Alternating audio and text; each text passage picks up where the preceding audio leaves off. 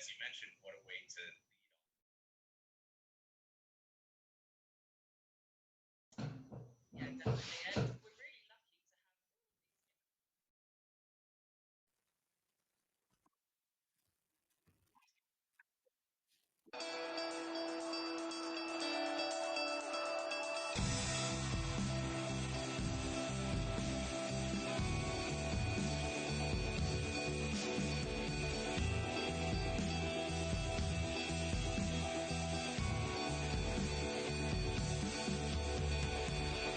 Look at the way they're moving. What a fantastic race. What a finish.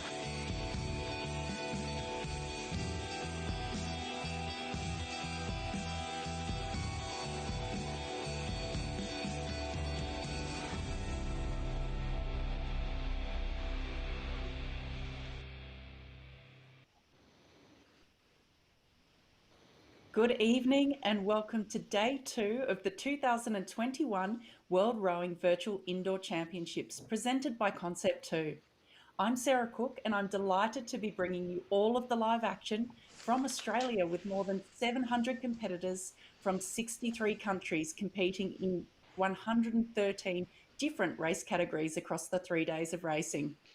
Concept 2 is our presenting sponsor, and of course, all of our competitors are competing on the Concept 2 indoor rowing machine in their various locations around the world. Tencent Cloud is our cloud services partner, providing cloud services and support for our global live streaming, video on demand, and other technology. Now, if you would like to find out more about World Rowing, who we are, what we do, and what it really means to be a rower, visit our new website, www.worldrowing.com.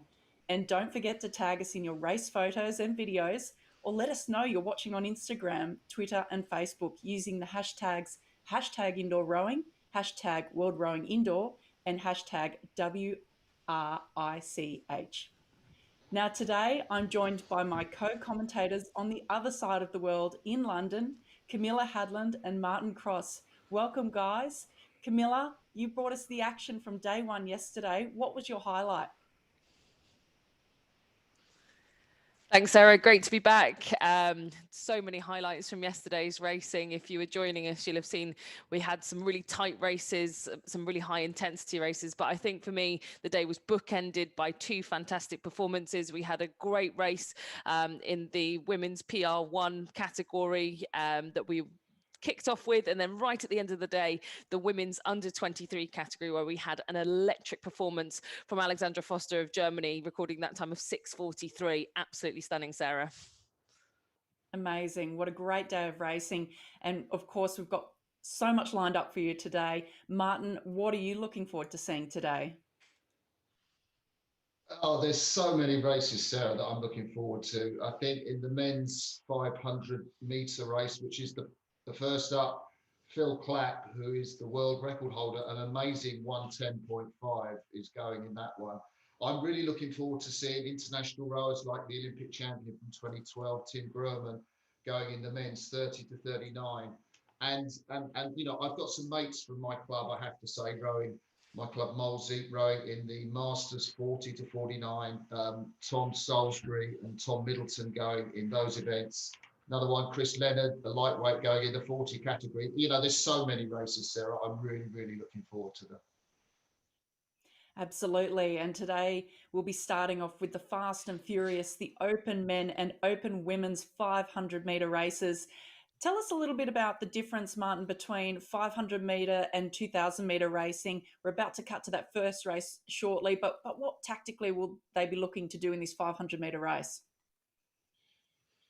Well, Sarah, you might think you've got to go out and blast 500 metres, but you've really just got to get into a rhythm at some point. You're going to blast off. You've got that free speed we heard the guys talking about yesterday, but you have to get into a rhythm to sustain you. Even though it's not as long as 2,000 meters, you can blow up. That means that your score will just drop right down. So you have to get into a sustainable rhythm.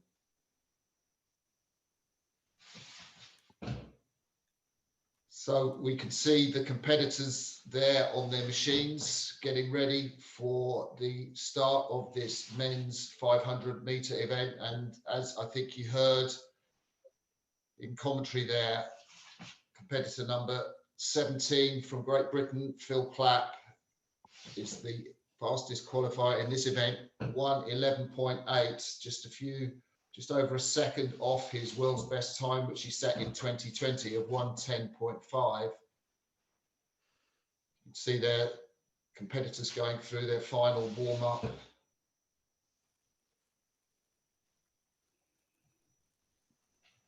And the instruction there, you see, this is what the competitors can see on their screen. To stop rowing, that means that they stop pulling the handle, the flywheel just loses speed, so everybody starts from the same point in this race, and we will soon be off. There'll be an absolute explosion of this frequently. You know, if you watch the 500-meter race in the gym, the machines can tend to bounce around, and you've almost got to kind of have to anchor there. There's Tom Wilson there. Tom Wilson qualified with 1:13.6. The Brits in this very, very strong. And anything under 1:20 is going to be decent. But I think to medal, you've got to be pulling something around 1:12, 1:13 in this event to hit the top three. Attention is given. And there we see the athletes are driving off. Fantastic, fantastic drive.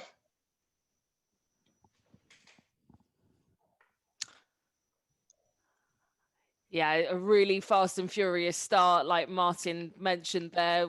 The fastest recorded time I suspect we're going to see of this entire championships. Keeping eyes on Phil Clapp. Martin's already mentioned the pedigree there. He's down at 109s. We'll probably see that drift back up ever so slightly. We're already through halfway, and my word, Martin, this is there's just so much going on across the screen, right? Yeah, Phil Clapp's out in front, pulling 1:10s, 1:11s. I don't think he's going to be quite on his world record pace, but Tom Wilson, the Brit, is in second place. Vincent Max, the Frenchman, is in third place. And it's all really close. You can see the positions changing. Bondarenko, the European Championship rower from the Ukraine, has come up into third place. The big Finn, he's really putting it down now, 1:19. But look at the scores of Phil Clapp. 1:15, just off his world's best pace. He's gone out maybe a little too quickly, but he crosses the line in first place. 1:11.6. Bondarenko, the Ukrainian, 1:12.8. And Joel Nakarainen, the Finn, in third in 1:14.1. None of the Brits medalled in that race. Tom Wilson, the closest Brit, in fifth place to Phil Clapp, who's also from Great Britain. But a real fast and furious race. 1:11.6 is a phenomenal time, just 1.1 seconds off the world record, Camilla. Yeah, I mean, that world record that was set last year by Clapp, it was in a really sort of small environment. He only had one supporter, kind of similar to the environment that he'll have just competed in there. And look, there are the results in full. Phil Clapp at the top once again, just shy of his world record, but it's amazing how much tenths of seconds can count, Martin, over such a short distance of a race, right? Yeah, well, I'll tell you what I was surprised by. Bondarenko coming in at 1:12.8. His qualifiers was 1:13.2. So he really excelled himself just to get that silver medal.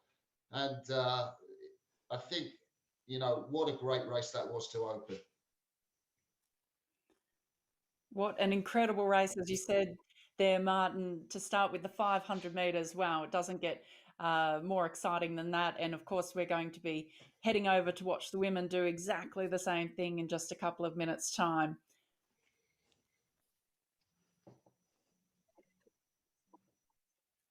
So we're 2 minutes away now from the women starting. This women's field, what are we expecting to see here coming up, Camilla? Well, again, same sort of quality that we've just had in the men's race. There is one standout performer that I've picked out, and that's Portugal's Ana da Carmo Caldas. Her qualifying time, 1:26.1. Anything sub 1:30 in the women's race, a really, really strong qualifying time. I think it's going to be difficult for anyone else to pip her to that top spot. But again, we've got more British pedigree. They tend to be entering these 500-meter events in force. And Joanne Clapp, familiar in surname to Phil, but not related, I can assure you. I did check that out. She was the winner of the British Indoor Championships and therefore the European qualifiers for this event as well. So we could see in a race scenario, Sarah, adrenaline does funny things, right? Absolutely. And of course, whichever country you are rowing in as a finalist at these World Rowing Virtual Indoor Championships, you'll have access to our event merchandise from one of our official World Rowing licensees. A limited range of event branded products have been made available for you to purchase, including hoodies and t-shirts. As a special memento, the event t-shirts can be identified with your own name and race time. All of our products are exclusively produced for World Rowing and can only be purchased from links on our website, worldrowing.com/store. And we can see now, as these women are getting ready for our second event of the day, the Open Women's 500 metres. Thanks, Sarah. Yeah, we're coming into these quiet moments now where the handles go down, they get into the headspace. There's around about 1 minute and 30 seconds worth of rowing for these women that are sat on the start line. It's ergo number 13 that we're going to keep a really close eye on. That's our fastest qualifier. Apologies, not ergo number 13. It's ergo number 15 that we're looking at. Portugal's Ana de Carmos Caldas, that time of 1:26.1. I wonder whether she'll be able to replicate that here today. There's Joanne Clapp. We mentioned her in the pre-race build-up as well. Another one to watch from Great Britain. And Emma Rusconi there, coming to us live from Italy. She pulled a 1:39.9 in qualifying and a member of the under-23 team for Italy. So again, some really good pedigree across the board competing in this 500-meter sprint event.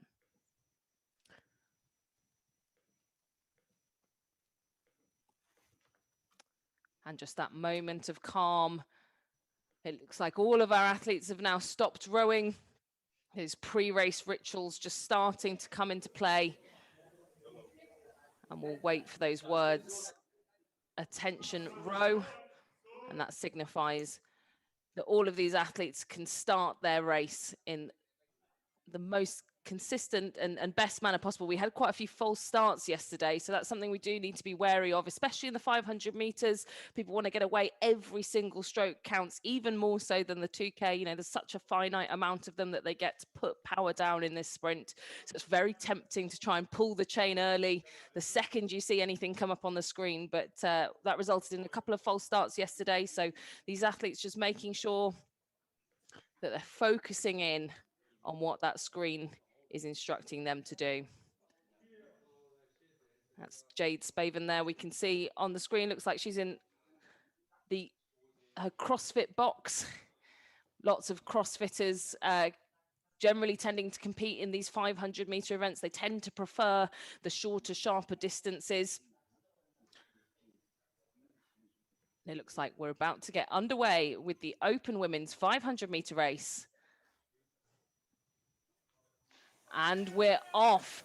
You'll be able to see into the races of each of our competitors there. A really good fire across the screen of all of the intensity coming from each of these athletes, varying styles, varying tactics for getting off nice and cleanly. We're already 100 meters into this 500-meter race, and yeah, indeed we called it. It's Ana de Carmo Caldas of Portugal. She is absolutely firing on all cylinders, 6 seconds of a split ahead of her nearest competitor, Joanne Clapp. Again, another person that we called out ahead of this race. We're already through halfway, blink and you'll miss it. But the distance, you can look at the leaderboard there on your left. And for a 500-meter race, this is quite remarkable. You can see the gap that Carmo Caldas has opened up to Clapp behind her. Bianca Polaceno of the USA in third. She's only 3 meters off Clapp in second. Can she climb back through? It's very rare in such a short race to be moving positions at this point in the race. And we're through 100 meters to go, just 10 strokes now for these competitors as they wind the rating up. I don't think anyone's going to come close to Portugal's Ana de Como Caldas. What an absolutely blistering 500 meters that was there for her on ergo number 15, a 1:24.5, 2 seconds quicker than her qualifying time. I'm sure she's absolutely ecstatic with that. She's getting the oxygen back in. You can see there getting that lactic acid cleared, pumping the oxygen through her body, and scenes there. Joanne Clapp, our silver medalist, will obviously wait for the official results, but a smile plastered across her face. I'm sure she'll be pretty happy with that performance of 1:29.6. So you can see there just the rundown of our leaderboard on the left, the scenes of all of our athletes just recovering from that sprint on your right. And if you're tuning in at home, thank you for joining us here for the start of day 2 of the World Rowing Virtual Indoor Championships. If you're keeping an eye out for your friends and family that are competing, just keep an eye on our pictures, our live pictures coming from inside the homes, gyms, gardens, garages of all of our athletes. And that's the beauty of this event, is people can participate from anywhere in the world with any location that they've got. As long as they've got that concept to erg, they can plug it in and go and race people from all over the world.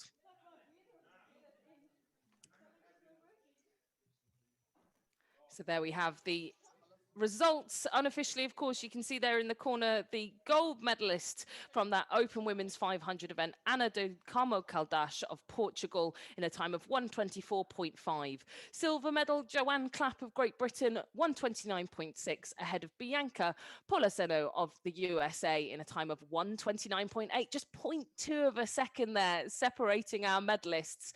It just goes to show that every single stroke counts. And we're just getting news there. We obviously have to wait for the official confirmation to announce these things. But lane number 15 there, our gold medalist from Portugal, Ana de Como Caldas, a new world record, Sarah. Wow, what an incredible race there. Wow, what an amazing way to start the production this evening with those two 500-meter races for the open men and open women. And now we have some short advertisements from our event partners and sponsors.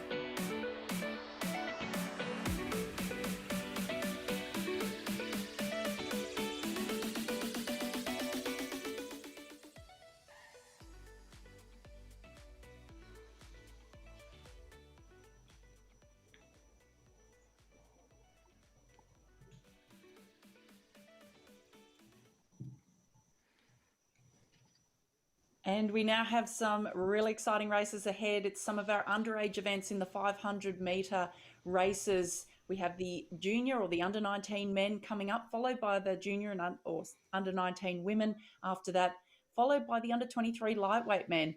So coming up in this race next, the junior men, Martin, 500 metres. Who are you looking forward to seeing in action? Well, the fastest qualifier, Sarah, in the under-19 category from Canada on ergo number 1, Shane Keegan with a 1:19.8. Just to give you some idea, 19 years of age, or Shane Keegan's actually just 17, but probably something about 8 seconds slower than the Open men's was won by Phil Clapp, posting a 1:11. But anything under 120 is going to be a real sort of contender for a medal in this event. And we've got 2 really fast Frenchmen going in this event. In ergo number 8, Pierre Aloui, the 18-year-old, posted a very quick 1:20.9, and his compatriot Yann Le Campion posted a 1:20.5. So round about that mark is what we're looking for these junior under-19 competitors.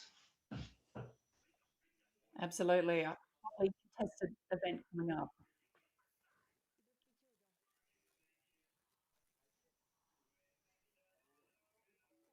And we're now going to move to an interview from one of our previous race winners.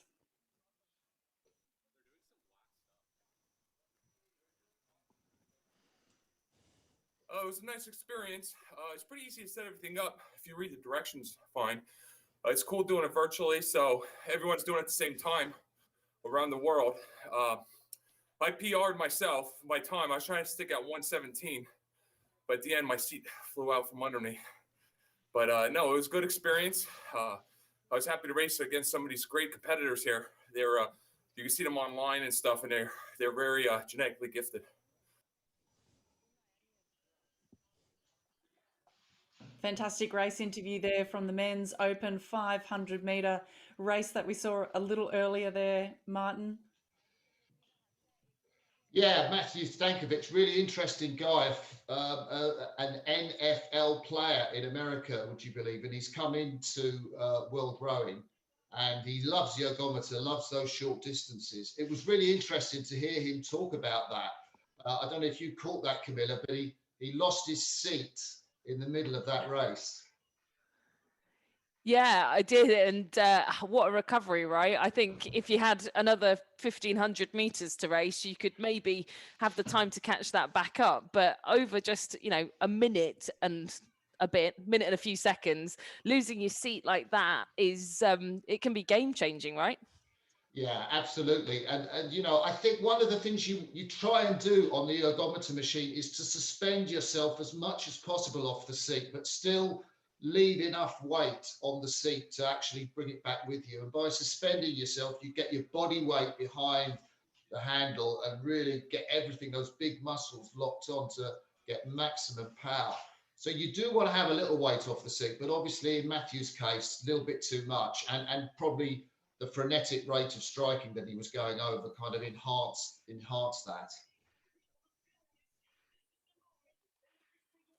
And now it's time for the under 19 men, or the junior 500 metre event, and we'll go to the start list for that event now with Martin. So we can see the start list for that. Shane Keegan from Canada on ergo number 1. The 2 Frenchmen on ergos 8 and 9, Pierre Aloui, and the compatriot of his, Yann Le Campion from France. And we're very close to the start. It's that sort of tense moment where you just wonder, you've done your warm-up and you feel in good shape, and you're just doing little light strokes, just keeping those muscles moving. Wondering, what your tactic is going to be. You're going to blast off for that first 10 strokes, really get those numbers down. They'll be going down to, I guess, scores like 1:15 or something like that in the early strokes. And then you've got to go bang into your rhythm after that 10 strokes. Shane Keegan, he's from Canada, the under 19, just 17 years of age. There we see the competitors just getting ready.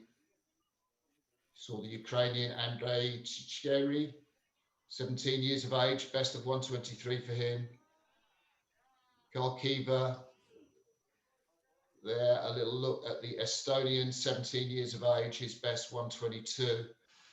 There's Jan Campion, he's very close to 120.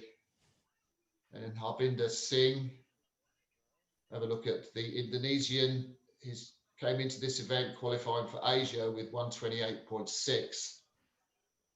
Just doing those last few strokes, it looks like he's in his gym, and the Egyptian came into this with a score of 124.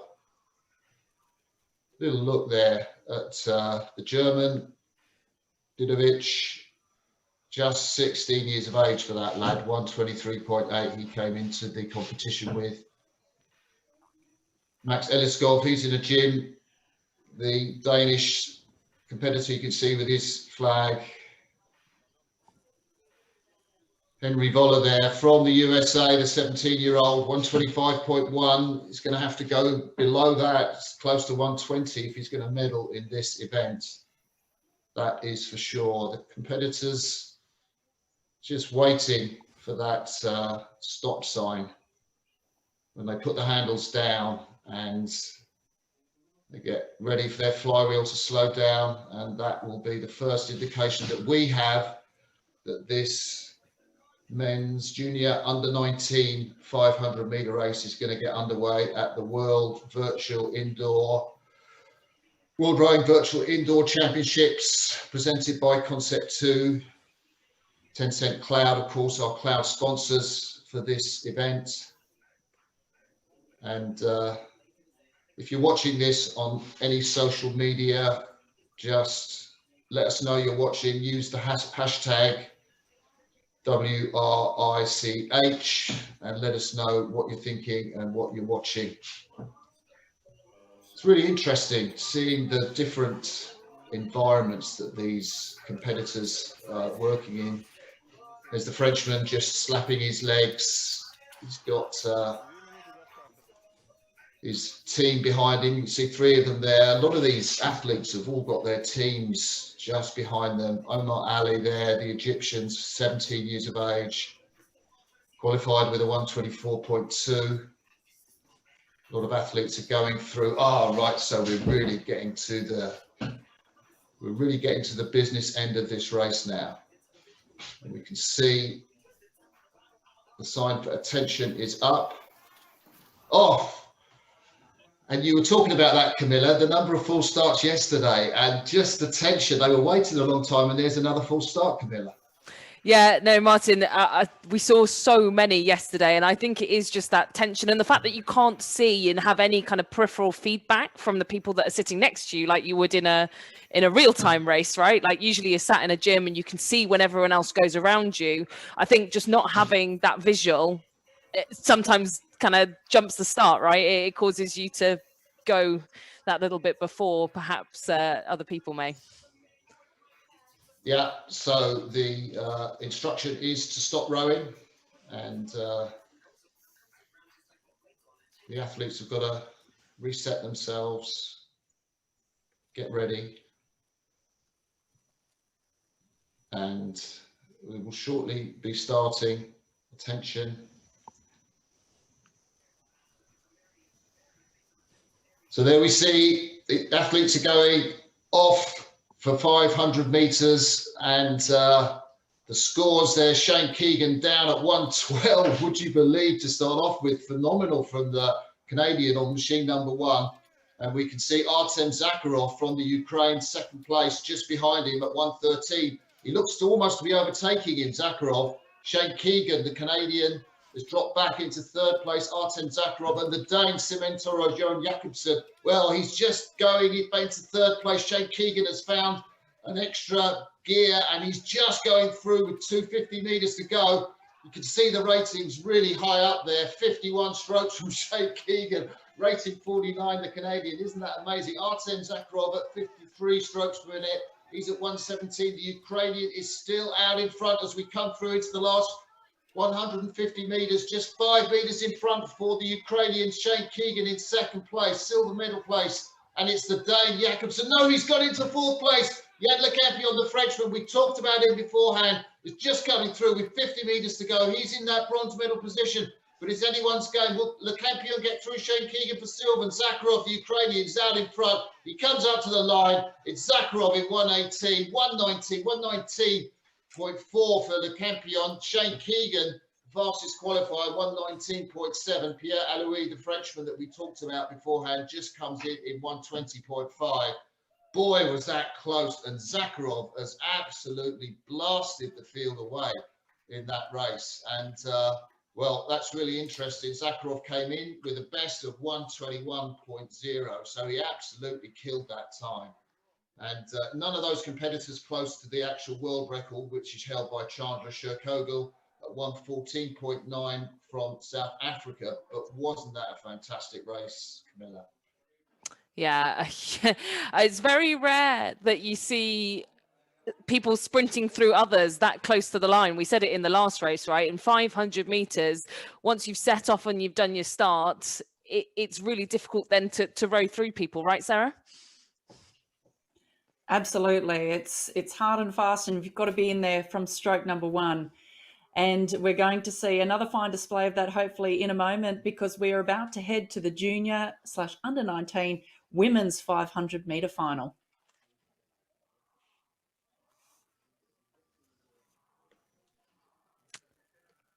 Yeah, so we're looking now at a nice full field here in the women's under-19 500 meter final. 20 boats competing across this category, and my word, much like the under-19 men, a real display of excellent qualification times. I'm really excited for this one. I think we're going to see some fireworks, especially for ergo number 8. You can see Meg Knight, someone I've actually been following through her British rowing journey and career. She's done particularly well, winning a lot of those championships.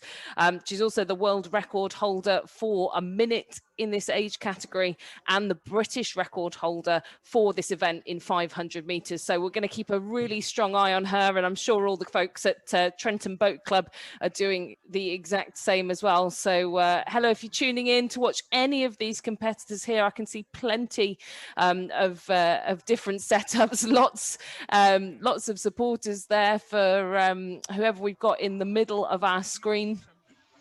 You can see there, we're now jumping to someone's living room. Poppy Jones, representing Great Britain. Ekaterina Motileva of Russia. Avinash Kaur of India. Again, lots of people competing from the comfort of their own living rooms. And we're now under starters orders, ready to get this race underway. And we're off at a nice clean start this time. No pre-race nerves for these under-19 women. They are set and ready to go on this 500 meter journey. And it's a really quick start from a handful of these athletes. I can see ergos 8 and 10 poking their nose out. Ergo number 2, that's the Egyptian.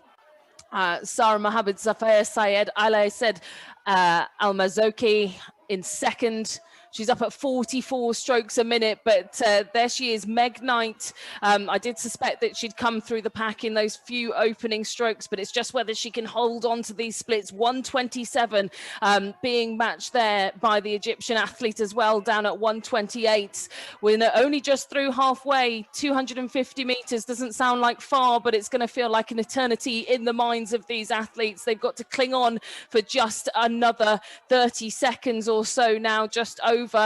Lots of shuffling at the bottom of the pack there, but it's our podium that I'm keeping an eye on. Someone that I've not mentioned yet is our competitor from Zimbabwe, Daniela Kashula, coming in third place at the moment with 100 meters to go. She's keeping her nose on the podium ahead of the Russian Motileva, but tight at the top now, and a real surge there coming from the Egyptian, and it's going to be really close here between Al-Mazoki and Meg Knight. And down to the wire, it's going to be 139 pulled over the line to secure that gold medal. for Sarah Almazoke ahead of Meg Knight, who just slipped back into silver medal position. But look at those times, 0.5 of a second there, separating a gold medal from a silver. And it really did come down to those last few strokes within 100 meters, Martin.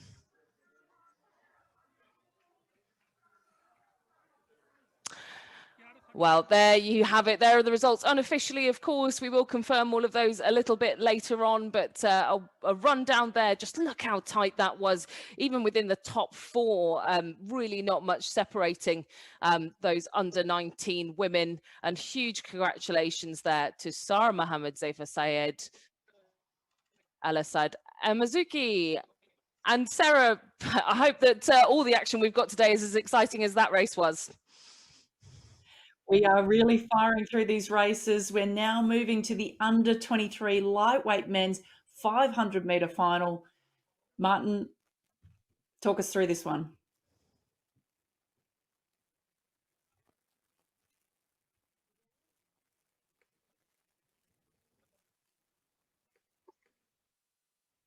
We just have a little technical difficulty. So I think we're just having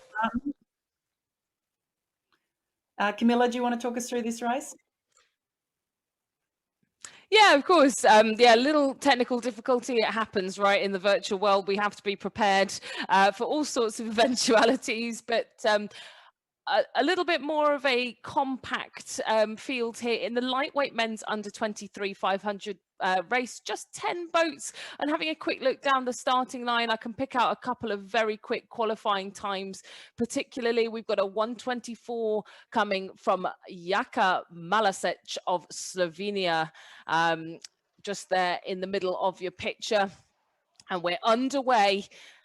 And only 10 boats in this field. It's going to be a real scrap to the podium, I'm sure. And especially in the lightweight category, we're going to see heady heights in these ratings. We've got rate 59 there coming from the middle of your picture. That's from the Brit Ralph Ellenson. He's now settled back down, but it was indeed it's Jaka Malasic that takes the lead up at rate 56. You've got to be striking those rates up in the 50s in these first 200 meters to even stand a chance with these lightweight events. You can see it's being matched there by Tunisia's Ayed and Poland coming in third. They're really tight there between the Polish athlete and the Tunisian athlete for silver and bronze. It's going to be a real scrap to the line. 200 meters to go. And can Alexander Chajda come through in order to be able to clinch that position higher? Yes, he can is the answer. And it's all changed now. Blink and you'll miss it. 100 meters to go. And Hungary now coming into competition. It's Kiz Sebastian in fourth. He's flickering on and off the podium with Egypt's Adham Magoub, who's again just poked his nose back in front and even going for silver ahead of Jaka Malasic. But look at that, just the change in positions in that last 150 meters, and a huge comeback there for Alexander Chajda of Poland. That was absolutely phenomenal. What a race plan, executed to perfection. Wasn't worried at all about sitting off the podium for the majority of that race, and then that real surge to row through the rest of the field. What an absolutely stunning performance there. So I'm sure we'll see some reactions now coming from all of the places that we've got athletes competing. We've got some people lying down on the sofa. We've got others looking to stretch their legs out off the erg, off their concept too. Others performing a bit more of a warm down, and again, completely up to personal preference for these athletes, what they choose to do after they finish their racing. But we'll bring you the results there. Look how close that was. Those top four athletes, absolutely, well, blistering, just a whisker in between all of them. Those unofficial results, that stunning performance there from Alexander Chajda of Poland in a 1:23.7. Adham Magoub of Egypt, 1:24.3 for him, and Jaka Malasic in a time of 1:24.6. Those three athletes were flitting around all over the place through the majority of that 500 meters. I could barely keep up, Sarah. That was absolutely incredible to see less than a second separating the podium there in the under 23 lightweight men's 500 meter race. What a race, Camilla. It was hard to work out what was happening. Yeah, I mean, certainly a race that I wasn't expecting to cover. As I say, I know that Martin should have been commentating on that race, and I feel like I've stolen a goodie off him because that was absolutely cracking. But we'll be moving on now. We're already well into the next race, which is the under 23 lightweight women. We've just seen the men, and we've got a couple of really standout qualifying performances here. I'm keeping my eye on ergo number 3, Zemeli Sara, but it looks like just some connection issues where the boat's turned white there, but not to panic. These things happen. Look, and we've got her back into this race. She's sitting in silver at the moment, and it's the French athlete Merlin Echen of France who just about clings on. But if you look at those split times on the right, that's the number that we're looking for per 500 meters. So a fairly accurate reflection of what time we'd look to see these athletes finishing in. And you can just see how close those top 2 athletes are from France and Tunisia. But a much higher rating there coming from Echen of France. She's up at 46 strokes a minute. It's just whether that is sustainable for the next 100 meters. She's managed to break clear of Zemeli Sara of Tunisia, who now comfortably sits in second, but that battle for third is heating up with every single stroke, and it's Hazel Wake of Great Britain going for Adriana Krzysztofowicz of Poland. These two now within a meter, and I think Hazel Wake's got 50 meters now. If she really wants to step on the gas to get herself onto that podium, it is possible, but I think it's just going to be too much for her to do, and it is going to be a really strong finish there for the Egyptian athlete Salma Abdelrahman, and that was out of nowhere, really, a huge sprint to the line. But elated scenes there in the French camp. Merlin Echen of France on ergo number 7, a big performance from her. And lots of supporters around her, also absolutely delighted at how she managed to hang on, leader from the middle of that race right through to the end. We're just seeing the unofficial results coming through now on the leaderboard to your left. Looks like a 1:38.6 finishing time there for Merlin Echen of France, ahead of Zemeli Sara of Tunisia in 1:39.5, and Salma Abdelrahman of Egypt. A nice surprise finish there between her and the Polish and the British athletes that finished just off the podium. Really quiet from the director. Can you just turn up the volume, please?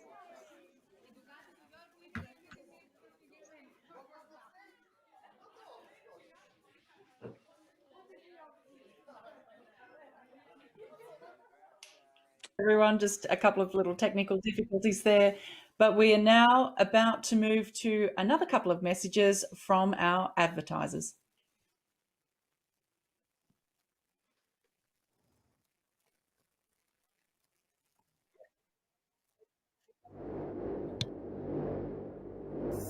So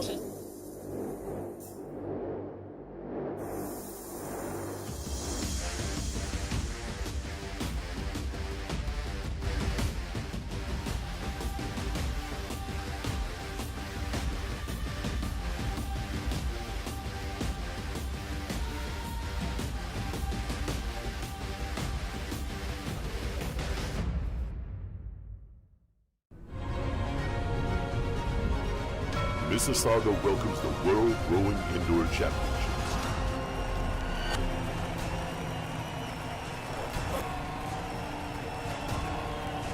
Getting up. Get ready. Job.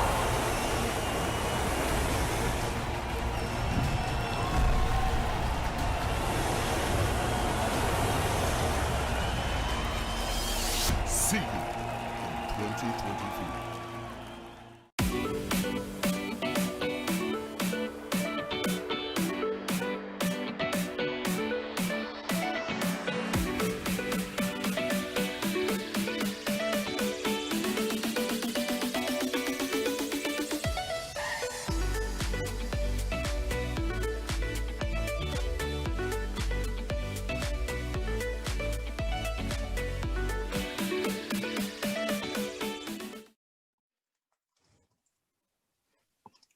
And welcome back, everyone. We've had some absolutely amazing racing so far today with the 500 metre events. They have been fast and they have been furious, and some incredible performances in the open men, open women, as well as the under 19 and under 23 categories as well.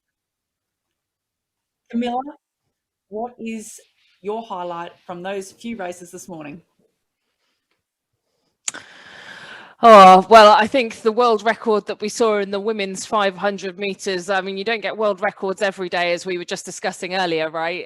It needs to be pretty special circumstances. And that's exactly what we saw Ana Del Carmo Caldas do for Portugal in that 500 meters. An absolutely great performance to better your qualifying time by 2 seconds over 500 meters. That's a huge proportion, a huge percentage to improve on, right? Absolutely. In the 500 metres, that is an incredible feat. And Martin, what was your highlight from those 500 metre events? Well, I just love to see the men's open 500 metres, Sarah. I thought, even though Phil Clapp, couldn't manage to break his own world record of 1:10.5, I thought that the time that he pulled in 1:11 was just phenomenal. I mean, I've never seen those numbers on an ergometer screen when I've tried to do it. I can't get anywhere near them. I'm just full of admiration for those really powerhouse athletes that do those fantastic scores. And it's just wonderful to see the best in the world in action. Absolutely. I won't be comparing my scores on the Concept 2. Of course, Concept 2 is our presenting sponsor, and all of the competitors today are competing on the Concept 2 indoor rowing machines in their various locations that we've spoken about and been seeing around the world, from living rooms to kitchens to training centres, which is just fantastic and such an exciting and incredible part of this 2021 World Rowing Virtual Indoor Championships. We now have some interviews lined up from some of our competitors earlier in the day. It was great, but I didn't expected so much pain at the finish, I think so World 5 until last 100 meters were completely gone. Please keep the home race connector page in view at all times. So we had a very puffy post-race interview there from one of our competitors, just in the under 23 category, I think that was from. Martin, I think we're moving now to the next race here, which I believe is going to be the Masters 30 to 39 men and lightweight men category, this time over 2,000 metres. So this is the traditional rowing on water distance. And of course, we've seen both 500 metre races and now the 2,000 metre races here today.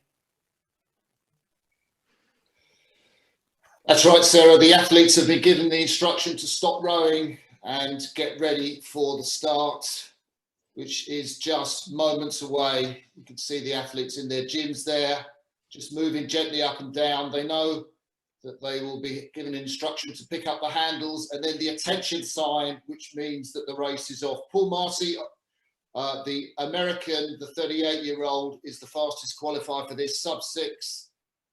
He scored a 5:59 to qualify, but there's also an Olympic champion on ergo number 3, Tim Grohmann from Germany. He won the gold medal in the quadruple sculls in London in 2012. There's a Croatian Olympian, Ante Kurshin, and Ante rowed in the Oxford boat race crew as well, rowing for Croatia, works in America these days, 37-year-old. He is on ergo number 6. So we've got some real quality in this field. And the athletes in yellow, just to let you know, that is the men's open weight category, and there are 10 of those. And then the athletes in red, that is the men's lightweight categories. They've all got to weigh in at 72.5 kilograms or under. And we are just waiting for the start of this race, Camilla. Yeah, we are. And I think one more name to pick out. We've also got Romain Delachaume of France on ergo number 9, I think. Just having a quick look at who we've got lining up. And indeed, yeah, Romain Delachaume is there as well. Another quick time of 5:58.8 in qualifying. So that's going to be a real ding dong there between Paul Marcy and Delachaume, I suspect. But we're off and underway, Martin. Now we've switched from 500 meters to 2,000 meters. What sort of shift are we going to see here in terms of the sort of approach to the race? Well, it's a much longer race. It's going to be around about 6 minutes, might be one in about 59 or 58. Tim Grohmann, the Olympic champion from Germany, is in the lead, as you can see in this first, 150 metres of the race. Paul Marcy, the fastest qualifier, is just in second place, but Romain Delachaume, who pulled 5:58, you called him, Camilla, is in, well, he's just got knocked down to third place because Dan Bennett, where's he come from? USA pulling 126s, and he is just moving through the field. So Grohmann, Bennett, Delachaume, 1, 2, 3, the fastest qualifier in fourth place. Camilla. Yeah, and we had some surprises like this yesterday, especially in the 2,000 meters. I think there's a lot more variability in those times, depending on how you're feeling, depending on how you've prepared. And Dan Bennett, you know, a fairly surprising person up here in terms of not a typical rower, came from a swimming background. He just ergs for fitness. And so to come into this 2K race, we'll have to see what sort of racing strategy he's got, because he's now only 1 meter off the lead, and just how he develops that race plan around those people that perhaps, like you say, are used to racing over 2,000 meters in the Olympic standard events.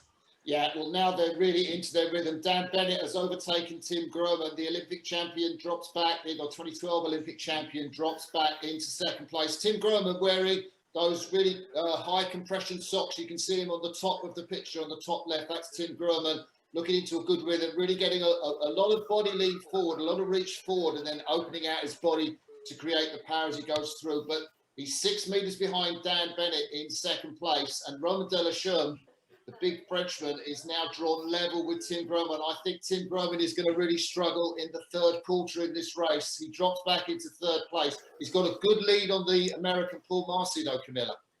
Yeah, that was a big call actually you made there, Martin. Just as you called it, that's when Tim Grohmann started to slip back and Delachaume started to move forwards. And if we have a look at the split times there on the right-hand side of your screen, if you're just joining us and you're unsure sort of who to watch, keep an eye on those numbers. The lower, the better. That's the time that it takes you to complete 500 meters of the race. So the lower the number, the better. And at the moment, Martin, Romain Delachaume of France, 130s, but that's just been responded to actually by Bennett of the USA again. He's seen that push coming from Delachaume.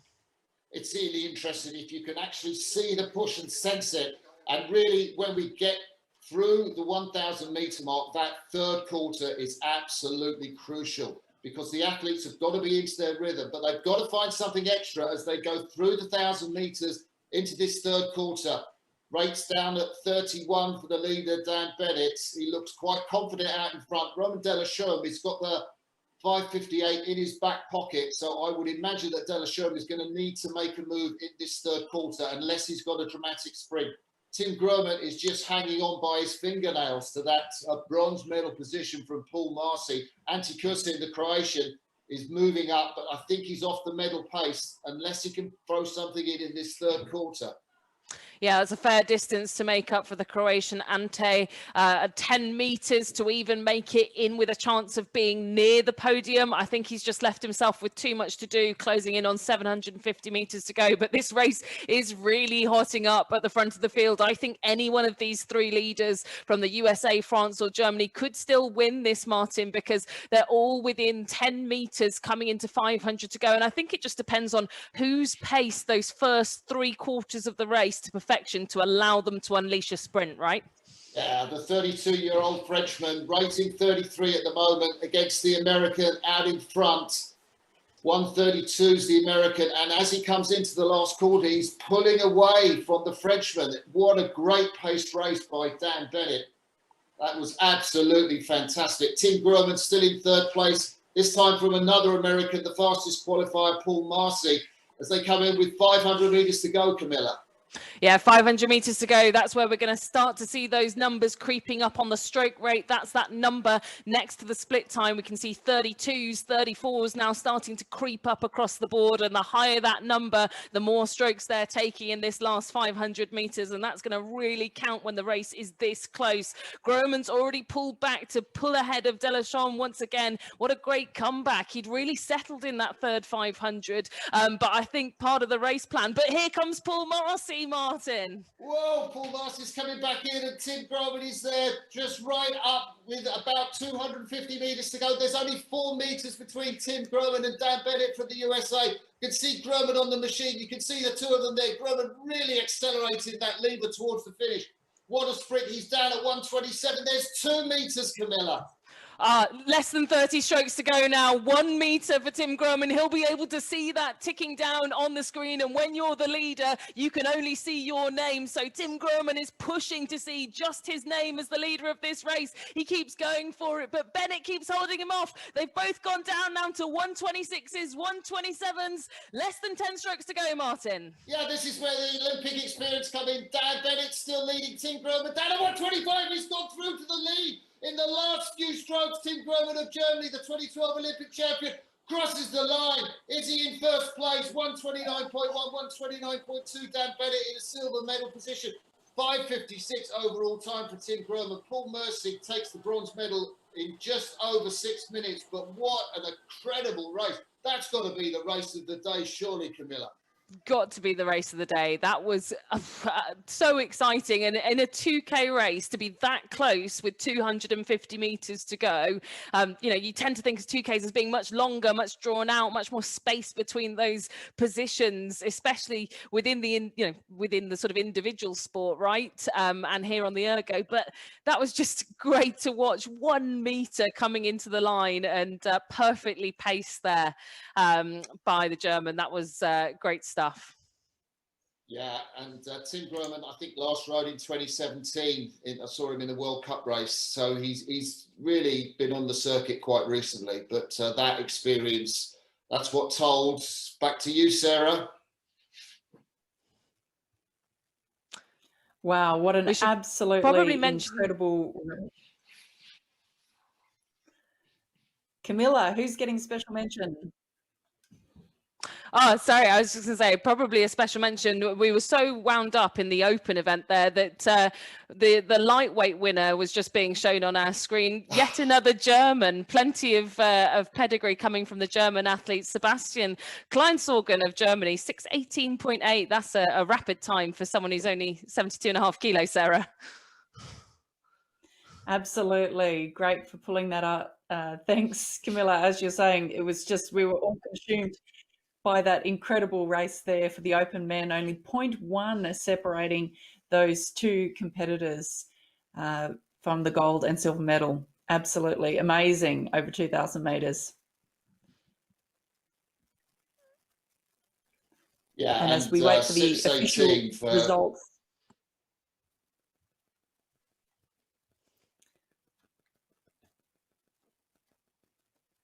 6:18 from Sebastian Kleinsorgen, the fastest lightweight in that 30 to 39 category. Nuno Coelho came in from Portugal as the fastest qualifier, pulling as a 6:23.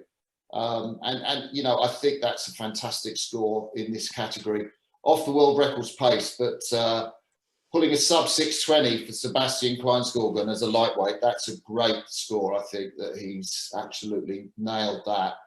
And interesting, Camilla, we were so focused on that titanic struggle between Groman and Bennett that we missed the lightweight race going on in the background. Yeah, it was it was just so all-consuming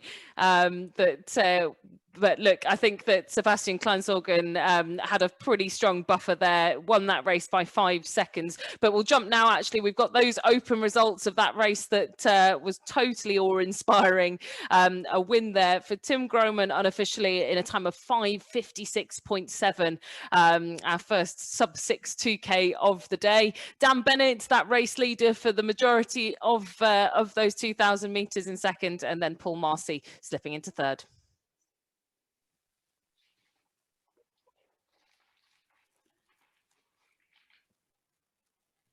So the lightweight results there, Sebastian Kleinskorgen at gold medal position, sub 6:20 for him. Nuno Coelho, the fastest qualifier, is coming in at over 6:20. And Damien Wild there, taking the bronze medal, 6:27.9 for him.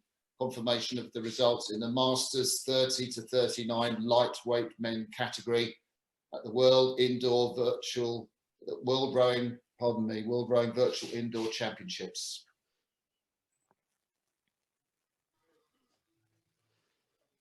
So some fantastic racing there as we get ready now for the Masters 30 to 39 year women and lightweight women, 2,000 metres, coming up now with Martin and Camilla. Thanks, Sarah. And if we see a race as good as that last one across the board here, Martin, I think we'll be pretty pleased as commentators. Yeah, I think we're going to be absolutely delighted. And, you know, I did write Tim Groman off a little bit in that last race, but I have to say I thought he would drop back in the third quarter. I didn't think that he would have that sprint. It just shows you what you can do if you've got a sprint in your back pocket. You've been a bit sort of conservative through the middle, and boy, did he use that to good effect. So let's see what these women can do in their category. Who's your pick on this one, Camilla?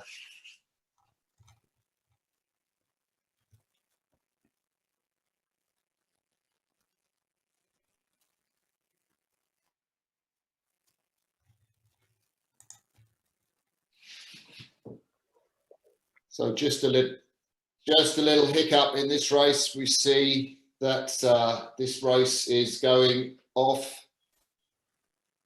So just through 1,800 meters, Kirsten Klein for the USA in that first place, just 2 meters ahead of the German Alan Müller, the fastest qualifier. She went in sub 7, 6:56, Anna Müller, and so she is really one to watch out for, the German. In third place, it's the Australian Jacqueline Rees, just 16 metres behind, but it's Anna Müller and Kirsten Klein, Camilla. Yeah, I think this is going to be a really interesting race developing between these two athletes. Christine Klein does have it on paper from the qualifiers, but as we've seen so far, that doesn't necessarily run to form here in the finals. And it's still only a few meters separating these two athletes, 9 meters, much like we saw in the men's race. That is a very attainable gap to come back in the sprinting stages. And as we come into this second quarter now, this is where we're going to see a lot of the athletes settling down onto the pace. And actually a really low stroke rating here from Anna Müller, Martin, which is very rare we see athletes down lower than 30 strokes a minute. Yeah, I think it depends what resistance they've got their machine set on. So you've got a choice of the air resistance that you have for the fan. And, you know, if you've got a higher air resistance drag factor, maybe something like 130, then you can rate lower and still get the same number of strokes in. And we don't know what drag factors these athletes have got. But look at the lightweight race. It's really close, isn't it? Denmark's Sarita Christina Hansen. She's got the lead at the moment, just through 4 meters behind Ruba Amina, the Algerian, and the French rower Veronique Couvrier just closely behind the Algerian. And you can see the lightweights in red at the bottom of your screen. Kirsten Klein pulling out, though. What an impressive second quarter from the American.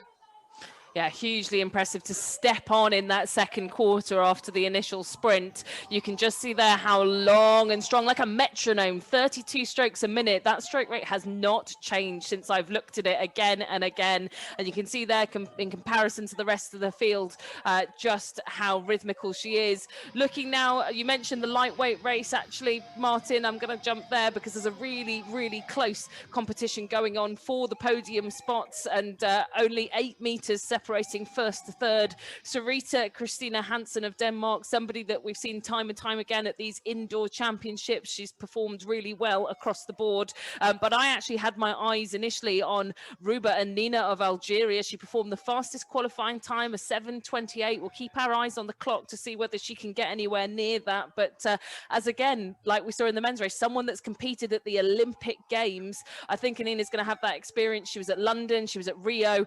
Can she use that in this second half of the race, Martin?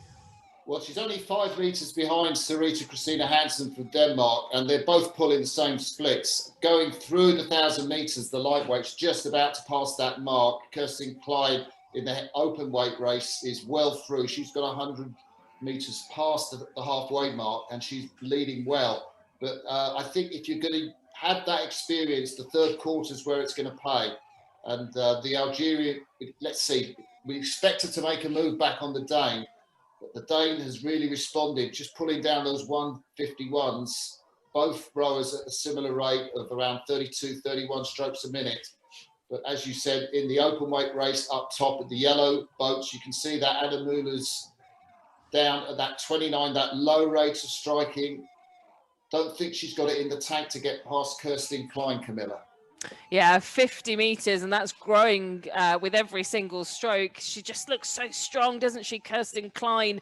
I really don't see anyone bulldozing through her, because that's such a powerful stance. She looks so relaxed. She doesn't look flustered. And 50 meters, that's a huge amount of distance to make up for either Müller or Rees of Australia, who are both in and around that kind of second, third position. And I think Kirsten Klein, we're just going to have to keep an eye on her time, quite frankly, because I don't think anyone's going to be coming anywhere near her. But the real race still with the lightweights, the red boats at the bottom of your screen. You can just see how close that is, and you can also see with all the sort of data that we're gathering from their rowing machines, it's really close on the splits. But it's Sarita Christina Hansen, boat number 17. She's just consistently holding those 151s, isn't she, Martin? Yeah, really interesting. Looking at the biography of Kirsten Klein, who basically made a decision in 2017 to stop alcohol, stop drinking, and get involved with CrossFit. And of course, the indoor row, the Concept 2 rower, is very much part of the CrossFit scene. And the coach told her, you know, wow, you're good at this. Maybe you should try to get into the World Indoor Rowing Championships. And she's never looked back, Kirsten Klein, and she's not looking back, I think, in this race, right out in front. But the American, 32 years of age, is dominating, just with 250 meters to go. Anna Müller in second place from Germany. The Aussie Jacqueline Rees in third place. The 1, 2, 3 look pretty defined in that competition. But the lightweight race, the Dane out in front, Amina, the Algerian, in second place. The silver medal, the silver medal is just in between her and Veronique Couvret. If Couvret can find a sprint in the last 250 meters, Camilla, take us home. Yeah, Couvret, 6 meters and 250 meters to make that up. I think that that is entirely feasible to get herself onto the podium, and she'll know that, sat in fourth position, almost the worst place to be, the hot seat, right? You've got third place within touching distance, but you're also trying to keep back the pack. We've now got less than a minute to go of this race, and taking you back to who we can see on the screen. Well, we just saw pictures there of the magnificent Kirsten Klein. Round of applause. That's 6:44.4 for someone who came to indoor rowing so recently. I can tell you now that is a monstrous score, up there with some of the best world-class rowers of all time. So that is a really sensational performance from her. Anna Müller takes it home in a 6:59, and then Jacqueline Rees 7:09 for the 1, 2, 3. But we'll follow this really tight lightweight race through to the line. Can Amina do it? 4 meters to go. It's just a couple of strokes. I think she's left this sprint a little bit too late. It's gone down to 3 meters. Is she going to do it? Oh, just so close. Fingertips there to that gold medal for Ruba Amina. But it is Sarita Christina Hansen. She knew she had that lead for the entirety of the race, and she didn't let Amina take it from her. Into third place, 3 seconds back, it's Veronique Couvret of France in a time of 7:26. And we'll let the last of our athletes finish there. But that was, you know, quite something to keep track of, Martin. Both those races, we had a huge, imperious lead in the women's 30 open weight race, and that really tight finish in the lightweights. Yeah, we did. I think I was struck by what you said about the time for Kirsten Klein. I mean, you know, to pull 6:44, there are world champions that will pull that score. I was just thinking of the 2 New Zealanders, Gala and Prendergast in the women's pair. And I think their PBs around 6:44, 45, and those guys are world champions. So literally that score is something you could be really proud of. You know, the world record for women, of course, held by the Ukrainian Olena Buryak at 6:25, but anything in the 6:40s is phenomenal. And so, you know, amazing for Again, well, she's discovered on water rowing, Christine Klein now, but who knows? You know, fantastic score to win this event in a commanding lead. Anna Muller did so well, you know, at that low rating. She put it up to 38, 39 at the end, but to come in sub-7. So amazing there. Jacqueline Rees in 3rd place. Hi, Sarah. What did you make of that? Incredible racing, as you said, dominant in that open weight category there from the rower from the US. But how tight was it? Another incredibly close finish there in that lightweight women's Masters 30 to 39 category. So we're seeing some really tight racing for the medals. Really incredible performances across the board this morning. We now take you to a short clip of one of our rowers competing. It's called the Great Indoors, rather. Arshay Cooper, author of the book A Most Beautiful Thing, which was made into a movie in 2020. He's an inspirational speaker, rowing coach, and works with rowing programs to make rowing a more inclusive sport.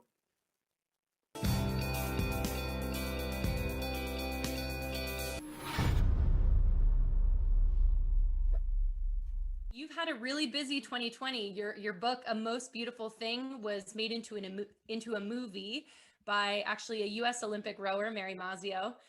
Can you tell the people watching today what that story is about?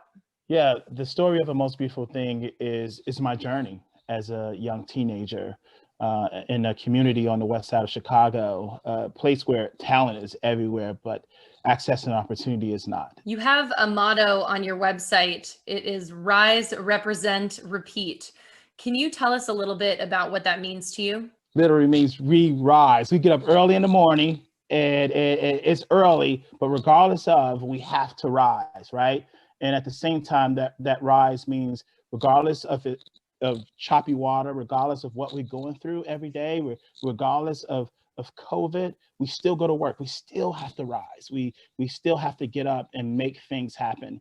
And represent means that, you know, you show up.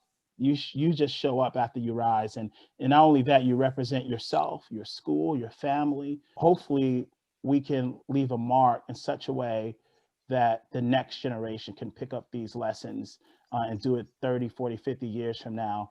And that's the repeat part, making sure that we leave our mark and that legacy continues. What advice do you have for teams or clubs that are watching today that want to try and make their teams more inclusive? What I learned in rowing is that I can't do the work of 8 people, but I need 8 people to do the work, and we'll get there much faster, right?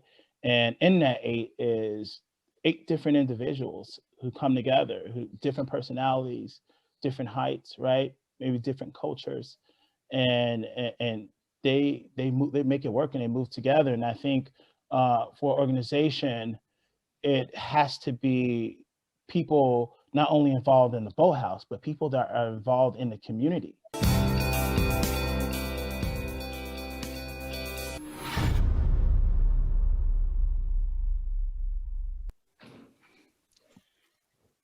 And great to hear there from Arshay Cooper, and thanks to Liz Suter from World Rowing for bringing us that little interview there.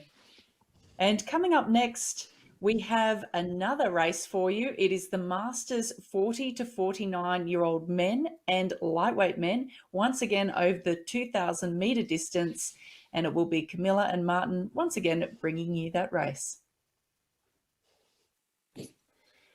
Yeah, what a contest this is going to be. Some real sort of names from the Olympics in there. Just looking at the fields, Tom Salisbury on machine number 3, the British 40-year-old, rode in the 2012 Olympics in the British quads, Oxford boat race winner, rode 6 in that crew, anchored the boat, and fantastic in the lightweight race. 2, we've got Jesus Gonzalez Alvarez, the Spanish world record holder of the lightweight time in this age group category at 6:14.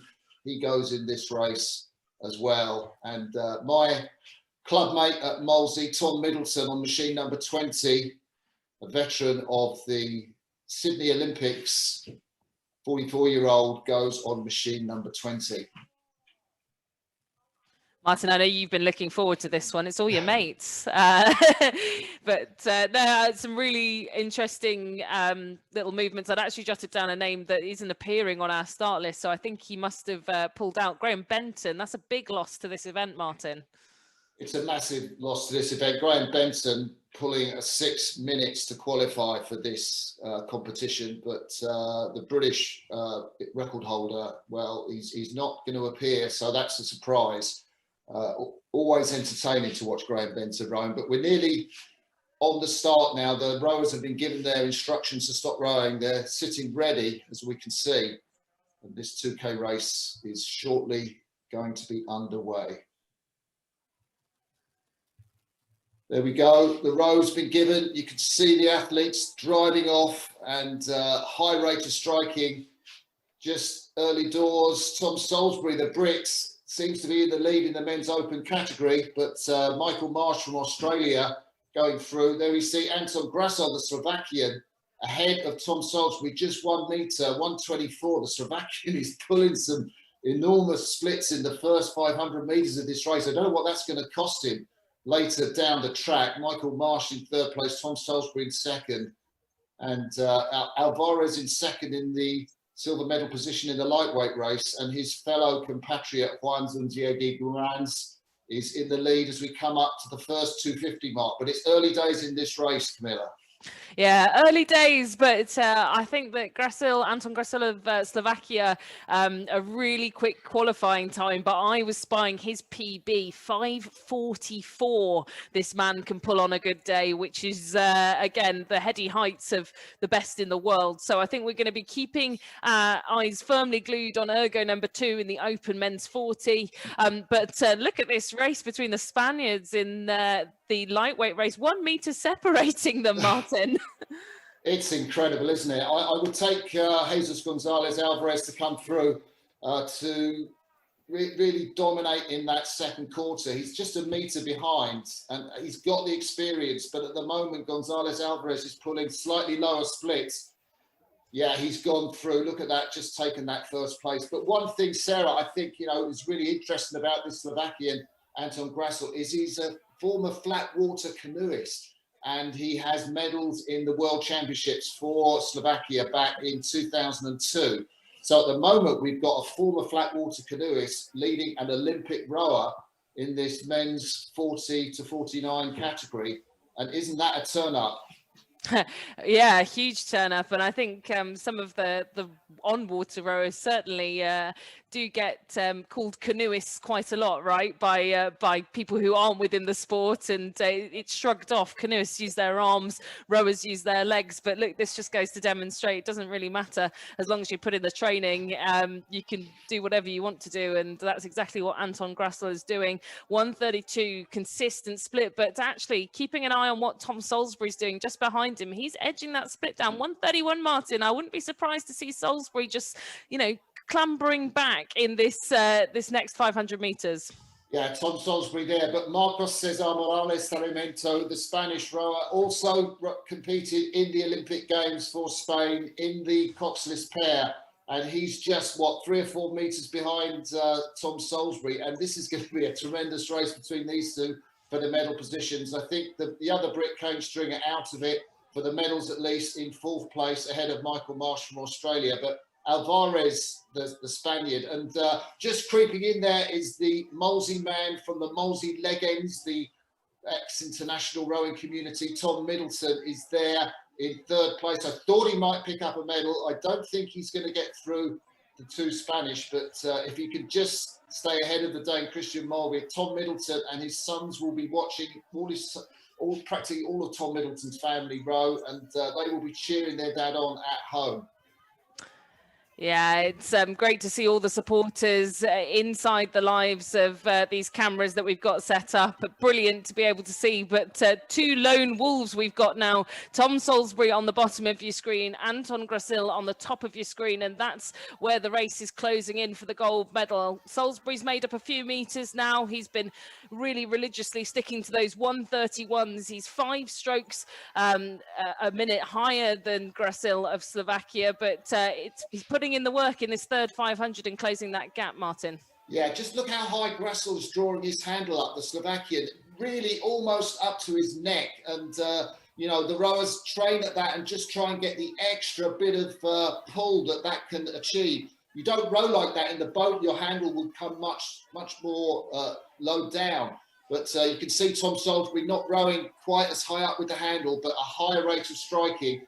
Just that 6 meters with 500 meters to go. Now, how much has Tom Salisbury put in just to stay with the Slovakian Anton Grassel? How much has the Slovakian got in the sprint for the end?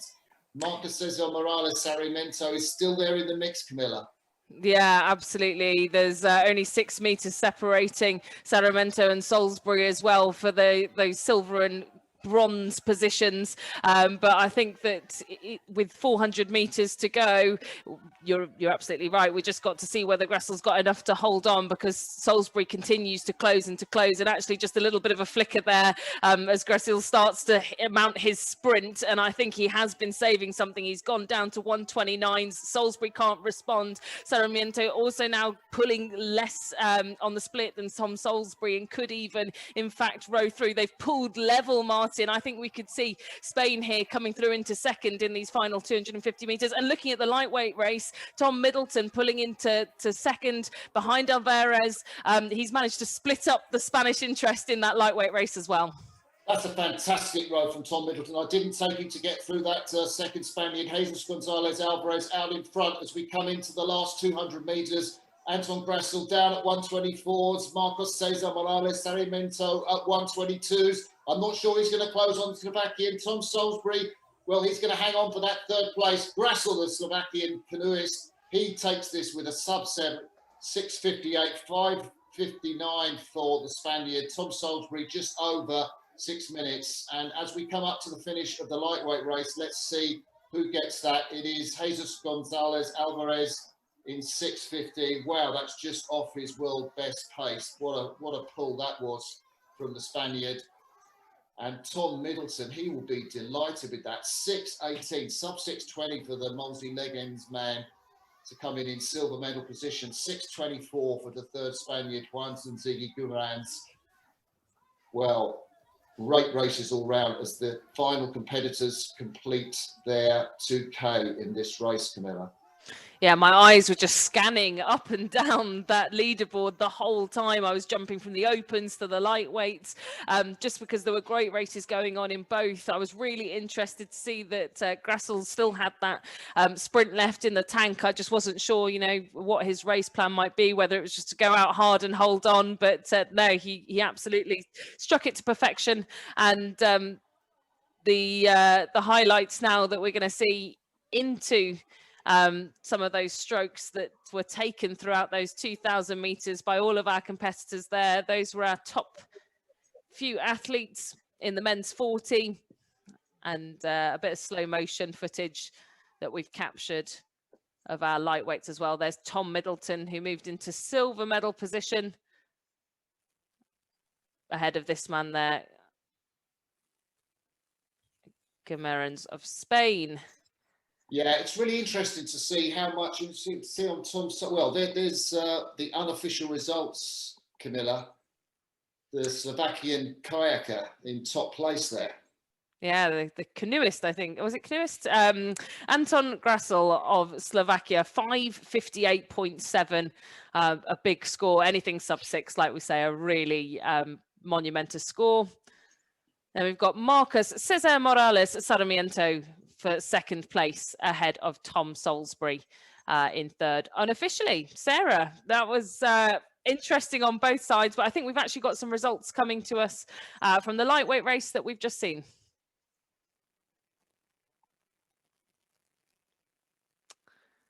So there they are, those lightweight races, the Masters 40 to 49 results. Jesus Gonzalez Alvarez, the unofficial winner there in a time of 6:15.3. Wow, some of the times we've seen today, phenomenal. Tom Middleton into second, 6:18.7. And then Juan Ziggy Guimarães of Spain in a time of 6:24.3. Thank you very much, Martin and Camilla, for taking us through those last couple of very exciting races. And now we're going to move to some messages from our sponsors and event partners.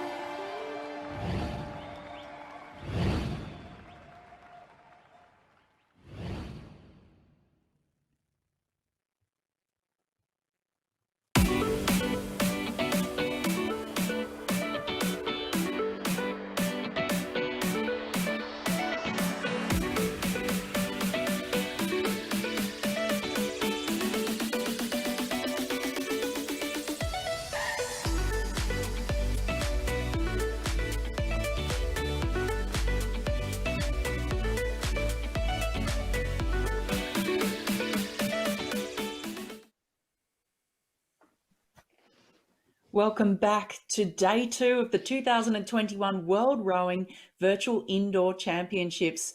I'm Sarah Cook and I've been joined by my commentators here, Camilla Hadland and Martin Cross, and we've enjoyed bringing you some fantastic racing so far today, and there is plenty more coming up over the next couple of hours. Now, if you've enjoyed this event, either participating in it or watching it, we have, of course, before everything went virtual, the World Rowing Virtual Indoor Sprints, and these started 6 years ago, so we're in our 6th year now for the event, and it's back again in March. So this international event brings together World Rowing and Concept 2 and aims to get as many people as possible from all corners of the globe to indoor row for 1,000 metres. The dates are the 10th to the 14th of March, coming up in just a couple of weeks' time. So check out the World Rowing website, worldrowing.com, for more information. Now we're looking forward to our next couple of races of the day, the Masters 40 to 49 women and lightweight women. Martin and Camilla, take us through this race.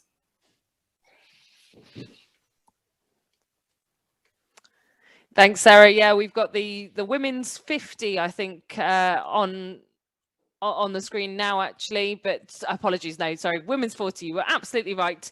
That was me just getting a little bit mixed up. But in this race, again, some really fierce competition and names that I recognise in both categories across both the lightweights and the heavyweights. Who is your picks in this one, Martin? Well, I think the fastest qualifier, Helen Pearce from Australia, would stand out, the 41-year-old.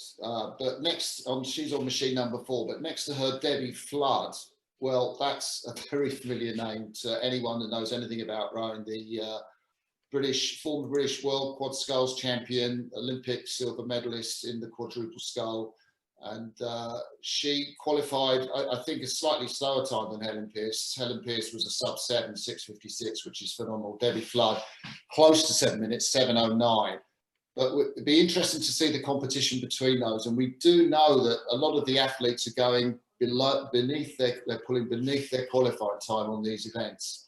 And of course, we've got the lightweight competition too, haven't we, Camilla? Yeah, the lightweight competition. I think Anna Hughes-Davis of Great Britain is one to watch there. She's definitely a performer there on ergo number 15.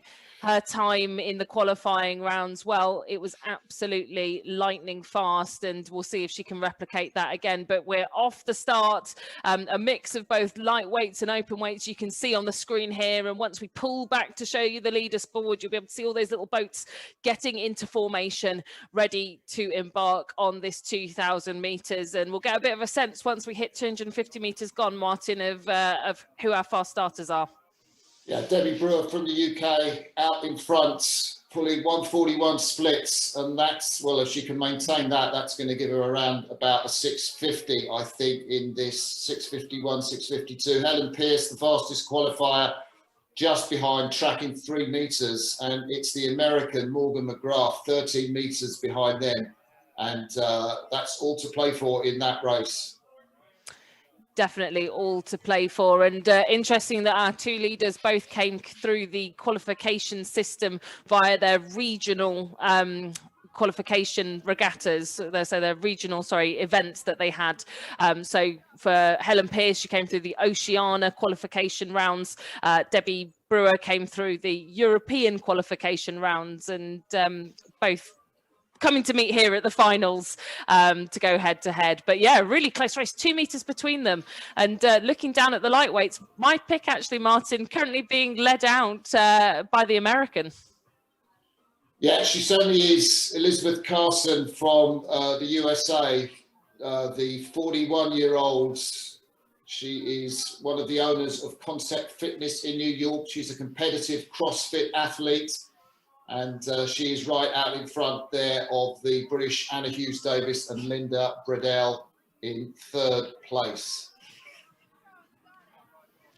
These images are just fantastic, Martin. I still cannot believe that we can see into the homes of all of these competitors as they are racing live. No matter where they are in the world, we can see their technique, we can see the pain on the faces, much like we would be if we were commentating on them all in the same room. And just with 1 meter to separate these guys in the open event and only 4 meters to separate the two leaders in our lightweight event, I think we're going to have another really, really tight second half in these races. Yeah, I think that's Helen Pierce on top of the screen at the moment. You can see a really high pull there of the ergo, almost up to her neck, just getting every single benefit. You can see her there. What a high pull she's got back home in Australia. And Debbie Flood there in second place. She is just, the handle's not coming up quite so high. She's only about 3 meters behind, and she will try and keep her rhythm and just track the Australian. Do you not think it's really interesting, Marty, in both of those two leaders shots we've just seen, in both the open and the lightweight, we've got somebody pulling who's really high up to their neckline and somebody pulling right into their chest. And I think that is a really dramatic difference between the on-water rowers who tend to mimic the boat technique and pulling into their chests where they would have oar handles, and those who are coming to the sport just from an indoor rowing perspective, who are trying to get the length out of their stroke because they don't care. They've not got any oars to worry about, right? Although if you look at someone like Mo Sabihi, we look at Debbie Flood on screen there with that pink top, the Leander rower.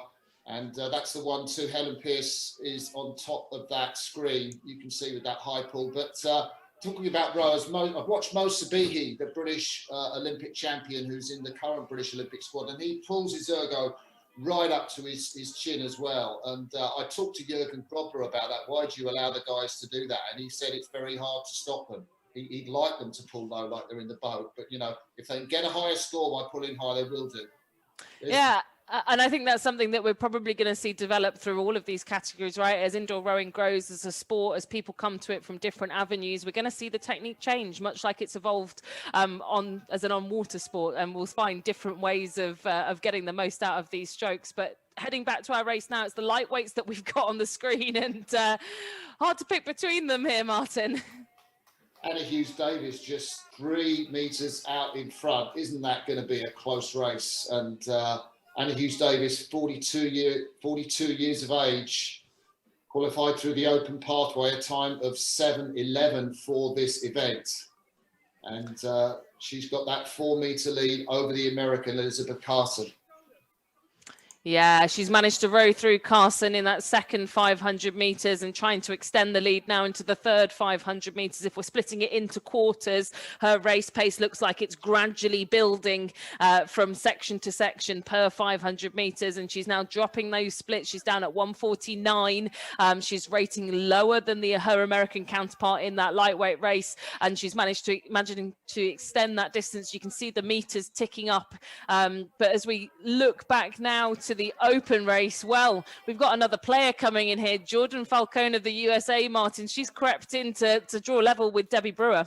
Yeah, the 41-year-old is really pulling level. Jordan found out about rowing again, as a lot of these athletes have done through CrossFit 6 years ago, broke her first American record in 2015, and then she's broken multiple American records on the rowing machine. So we know that she's actually got a real strength, and there she is into second place, just ahead of Debbie Brewer in third place.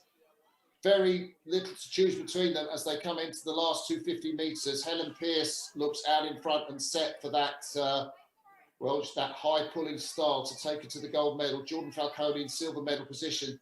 Debbie Brewer, there's not much between them, and I'm not sure if she's going to find the sprint. It's Anna Hughes-Davis, the Brit lightweight, who's out in front, 10 metres ahead of Elizabeth Carson. Linda Bridell from France in the bronze medal position. Those look like they're like 1, 2, 3 as we approach the last 200 metres. 200 meters to go. We've rowed all this way, 1,800 meters of pain just to take those final 20 strokes. And as we said so many times yesterday, the only stroke that really counts for your position is that one that gets you over the line. And so I think that in this race, in the open weights, where it's much, much tighter now between second and third, Jordan Falcone really went for the sprint with 600 meters to go. And it's just a case now whether Debbie Brewer can throw the kitchen sink at it, almost drawing level, just 2 meters between them. 1 meter between them coming into the line. It's going to be for the data to call. We'll wait to see those official results. And oh, look at that in terms of time, Martin, 0.1 of a second. That's the closest finish I think perhaps we've seen today. Yeah, it was a great finish, wasn't it? Jordan Falcone just holding off the high rating Debbie Brewer in third place there for Britain. And as the lightweights finish, Anna Hughes-Davis in 7:12, great time that is, 7:15 for Elizabeth Carson from America, and in third place, bronze medal, as we thought, the French rower Linda Bradel. But I thought Debbie Brewer was just going to get her on the sprint. She was rating up about 38, 39, and Jordan Falcone was lower in the rating. And just, you know, I thought the experience of the Olympian would just take her through there.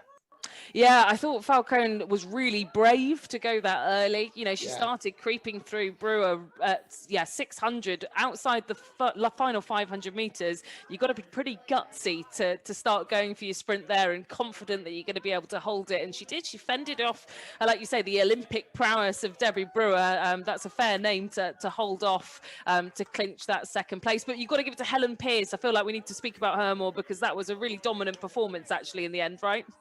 Yeah, it was a really dominant performance, and to go sub 7 minutes, you know, 40 years of age, I think that's fantastic. The world record for the open category is around about 6:48, so it's not far off that world's best time. But the Australian 41 years of age, you can see some highlights of the race there, of all the scullers in the middle of the race, and Hughes-Davis, the lightweight there. And there was that big performance from Jordan Falcone. You can see there just how solid her stroke is. You can see how she managed to push through. And provisional race winner, Helen Pearce, finishing her race. And it looks like she did that solo, Martin, with not much support around her. That's amazing. I tell you what's interesting. Some of the women is how smooth the handle is, the chain of the handle is at the finish. As I was noticing Tom Salisbury, the chain was really jerky. A lot of those women very smooth. Helen Pearce, you could see one of those smooth women, sub 7, 6:59 in first place. Jordan Falcone from America in second place in 7:04. Debbie Brewer in bronze medal position, 7:04.1 for the British Olympian. How close was that for silver and bronze medal positions? Yeah, just going back to those chains, it's nice to see. I think the women tend to be more smooth with the chains in than the men and have less bounce, so they don't hit their body so much. Back to you, Sarah. What's your take on it? Yeah, absolutely. We saw some fantastic rowing there from those women in the Masters 40 to 49 open weight and lightweight categories. And of course, they're the Australian. Happy days here, being at the studio in Australia to see an Aussie top the podium. No bias. So great to see that result. And we should have the results coming up quite soon from the lightweight women as well. As I speak, there they are. Camilla?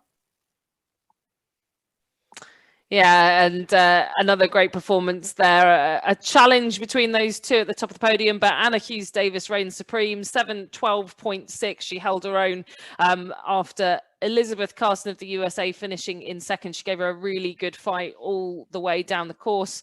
And Linda Bradel of France, 7:29.1 to take that third spot in the Masters 40 to 49 lightweight women.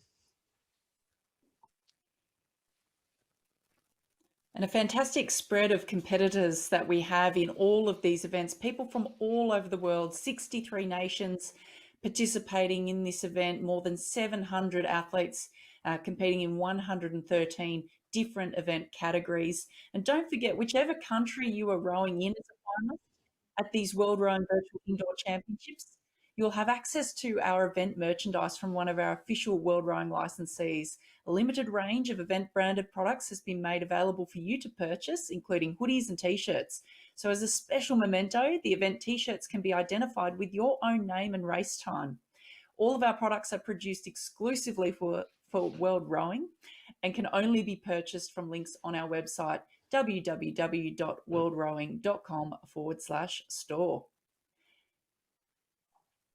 And so now we have an interview with Helen Pearce from Australia.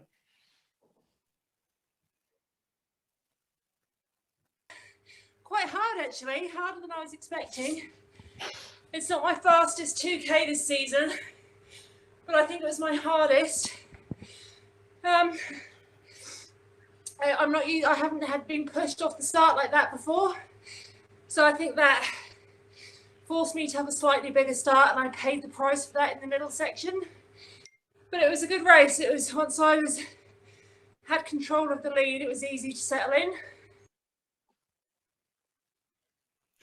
So there we heard from the race winner from the Masters 40 to 49 women open weight category, Helen Pearce from Australia, saying that's not her fastest 2K of the season, maybe paying for a little bit early on there, going quite hard, as she said, but a great performance nonetheless to take that win in that event.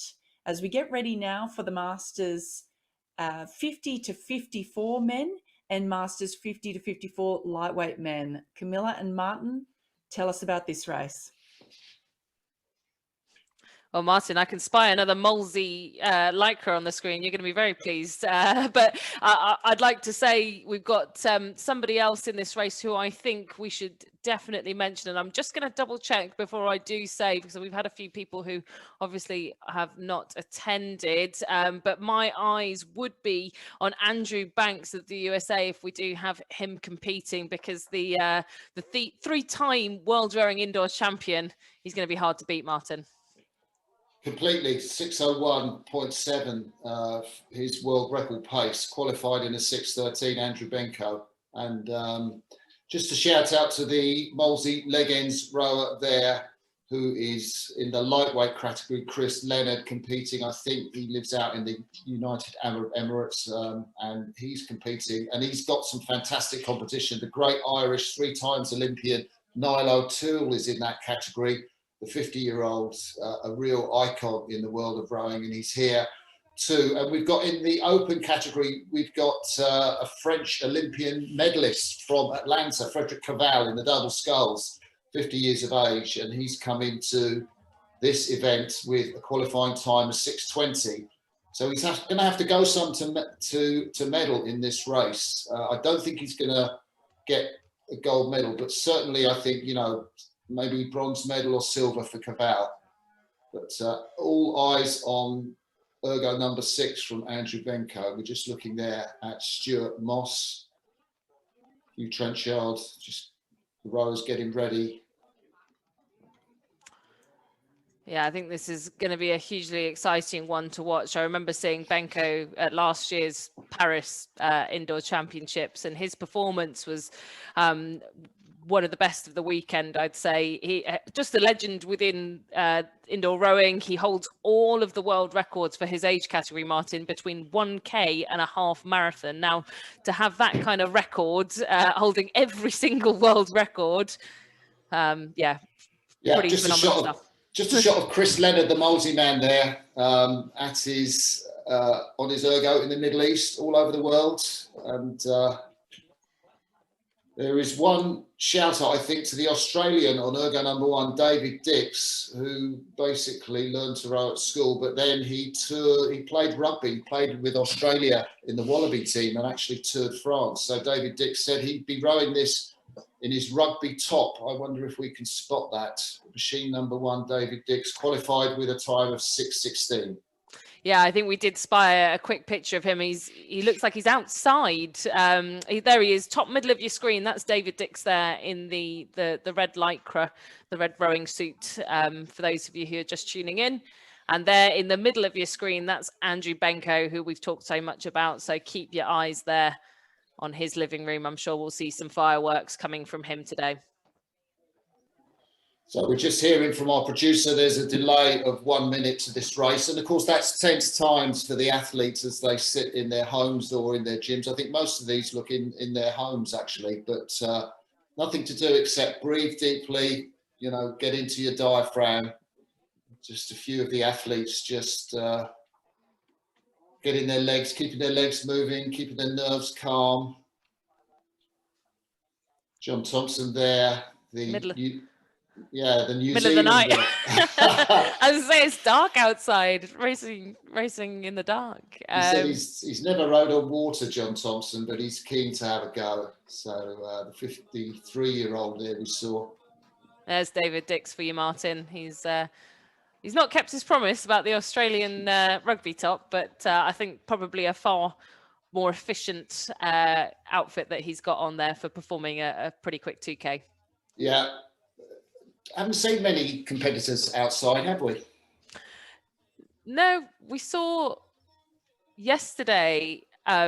We did see yesterday quite a few people competing outside. A few of the Uruguayan athletes, much warmer climates than us here in London. Hey, Martin. Yeah, but it's a nice day outside relatively after the really cold weather we've had in London. So I can see why David Dix might want to be outside. Great zoom shot of all the athletes there. At 20 of them in this race. Just waiting for the start. There's the attention sign, Camilla. And very soon, yeah, the athletes have been given a chance to row. That was a quick start, wasn't it? I wonder if any were caught napping by that. But blasting off as they go into the start of this race.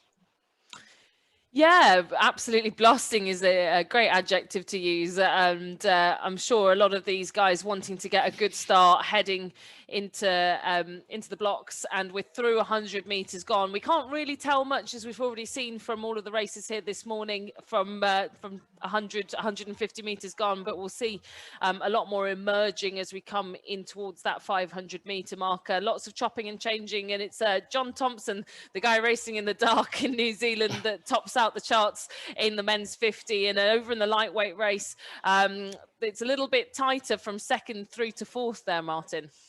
Yeah, it's very tight. Niall O'Toole is the name to look at, the 3 times Olympian from Ireland in bronze medal position. Jamie Hammond in silver medals. German Rondo Himno from Spain is massively laying down the power. Look at it, 134 as he's pulling out of the field. The lightweight is absolutely killing his competitors. And Andrew Benko yet to hit that first place. And John Thompson, the Kiwi, well, what an amazing first 500. At least you can say you led Andrew Benko through the first 500 of this race, Camilla. Yeah, I mean, it's pretty rare not to see athletes settling by this point. You suspect that they'd be coming down onto pace. We'd be seeing them starting to settle off on those splits. And if you go out hard, you are going to pay for it later on. But I don't want to speak too soon. You know, we have been surprised that some of the qualifying times have not been fully representative, and we could be in for a surprise here. I don't want to judge too soon. But when you've got a name like Andrew Benko, with all the world records and the accolades that he's got to his name, 3-time champion in this event in years, what are we on, 17, 18, 19 or 18, 19, 20. Yeah, I think you'd be having a pretty special performance to lead him, right? Benko looks really smooth, doesn't he? He's on the top of your screen there. Just look at the way he's finished. The chain doesn't really jar or anything at all. He's nicely smooth in. He's got a bit of time at the finish, and that rating of 32 strokes a minute is serving him really well. But still, it's John Thompson who's leading the field up at 36. And you just wonder, is he going to pay for that in the second 1,000, Camilla? But look at the efficiencies, right? Look at the stroke ratings next to each of their names. So you can see those numbers. If you're not familiar with rowing, those numbers 36, 33, those are the strokes per minute that these guys are taking. So you can see there that Andrew Benko is matching John Thompson stroke for stroke. And there you go. He's just pulled through. 3 strokes less per minute than John Thompson was, and that's far more efficient, right? It gives you lots more recovery time as you go up towards the front of the stroke, and you can see that there. You mentioned it, Martin. Much smoother, much more recovery time, ready to press hard on the next stroke and reserve it for later on in the race. But looking towards the lightweights again here, Philip Healy of Ireland closing in ahead of Niall O'Toole. It's a game for the Irish, chasing Spain's German Rendo Jimeno. Yeah, and Philip Healy qualified in 6:30. I think he's going to have to do at least that if he's going to medal. But David Dix, we see there, the former Wallaby, the Australian rugby player, rowing in London now. And Dix is in third place. It's a real great race in the lightweights. Niall O'Toole, Philip Healy just pulled ahead of him. Philip Healy has gone ahead of the Spaniard. Look at that, Camilla, in the lightweight race. I didn't see that coming at all as they go into the third quarter. That was a classic. Look at where we are in the race, Martin. Halfway, you know, that's an absolutely classic push up halfway, break through and hold on to the end kind of move. A lot of athletes sort of choose a couple of different strategies, but one really familiar one we see is waiting to that halfway point, put a push in when it hurts most in that third 500, and then cling on to the end. And I think Philip Healy looking to execute that strategy. Yeah, and Stuart Moss from Britain, the former naval officer, overtakes the Australian David Dix to go into bronze medal position. Still pretty close, 18, 19 metres behind the lead, but both of them are just within a metre of each other. Frederic Cavall, the French Olympian, he's there in fifth place. And the lightweights, well, you can see Philip Healy from Ireland has moved through the field, moved through Niall O'Toole, then moved through Herman Rondo Jimeno, who's now in second place. Neil O'Toole is tracking him, but then Jamie Hammonds and Carlos Retegui from Australia and the USA very close behind. It's going to be a magical race as we come into the last quarter for the lightweights. Andrew Benko still out in front for the open weights, Camilla. Yeah, those numbers in the lightweight race, just keeping an eye on them. So I think Philip Healy maybe just creating enough space for him in this last 500s to secure that top spot, but we could be surprised. But it's going to be the fight for the medals between those that are trying to chase. And last 250 now for the open weight men's 50, and Andrew Benko like a steam train, right? 250 meters to go, no change, but you can see the pain on his face in that top left-hand corner. Those are live pictures from Andrew Benko's living room, it looks like, and what a race from him. But John Thompson at 39 strokes a minute. I'm surprised he's clinging on here, Martin. Yeah, John Thompson's done fantastically well to cling on after that fast start, and he's ahead of the Brit Stuart Moss. He's got that 14-metre lead. David Dix, the Australian wallaby, back in fourth place as they come into the last 200 metres. Philip Healy still leading the lightweights. Niall O'Toole and the Spanish Jimeno in second and third places. Jamie Hammond probably got a bit too much, the Australian, to do to get into the medals as we get to the line. And it's Benko who wins this race, 6:09. John Thompson, the New Zealander, didn't he do well to hang on, 6:13. David Dix, the wallaby, he got through in the end with that fantastic sprint, 6:14. The unofficial results are that the Australian has got a bronze medal. Andrew Benko, look at him there on screen, Camilla. He looks absolutely delighted with that performance. I mean, he's still trying to keep his body moving. I'm sure that took a lot out of him.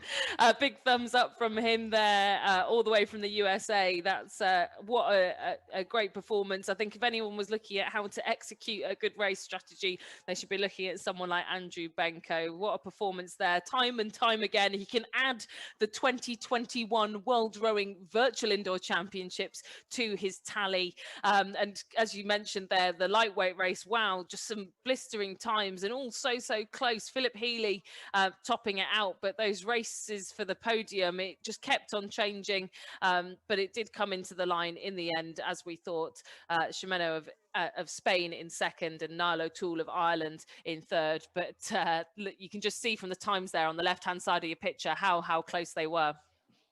Niall O'Toole, you can see him on the bottom left of those pictures. He's on the floor. He just fell off the machine and he's desperately trying to recover on the floor. And the other athletes, you know, Andrew Benko just sitting there, just moving up and down, head in his hands.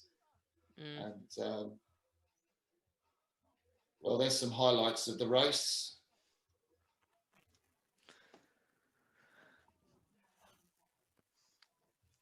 It just goes to show you how starkly different, again, I've said it again, how different all the environments are. We're jumping from outdoors to indoors to gyms to living rooms. And when we saw those pictures side by side, and to think that all of them were racing in the same category, in the same race, at the same time all over the world, really cool to see. It's the first time I've seen Benko race, and I was really impressed by just his overall rhythm, the smoothness that he dealt with the machine, and his, you know, his mental tenacity to hold on to the end. Oh, those were pictures there just of Stuart Moss. I feel a little bit sorry for Stuart. Pipped to the post by 0.1 of a second, 6:14.9 to David Dix's 6:14.8. I mean, credit to David Dix. That was amazing in the last few strokes. Hey, Sarah? A very exciting finish, and we're seeing it in so many of the races this afternoon rather, to see competitors split by 0.1 of a second. Absolutely amazing. And what high caliber athletes we have here racing in all of these events. And now we take you to some messages from our sponsors and event partners.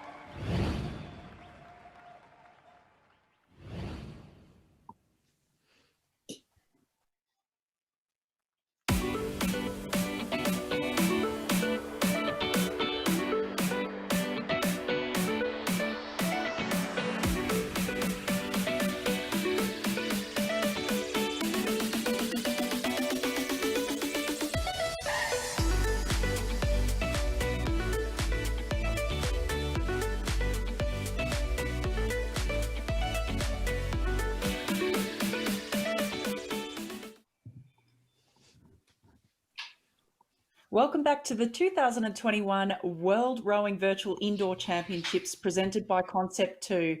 We're now over to our next event, which is the Masters 50 to 54 women in the open and the lightweight categories. Camilla and Martin, tell us about this race.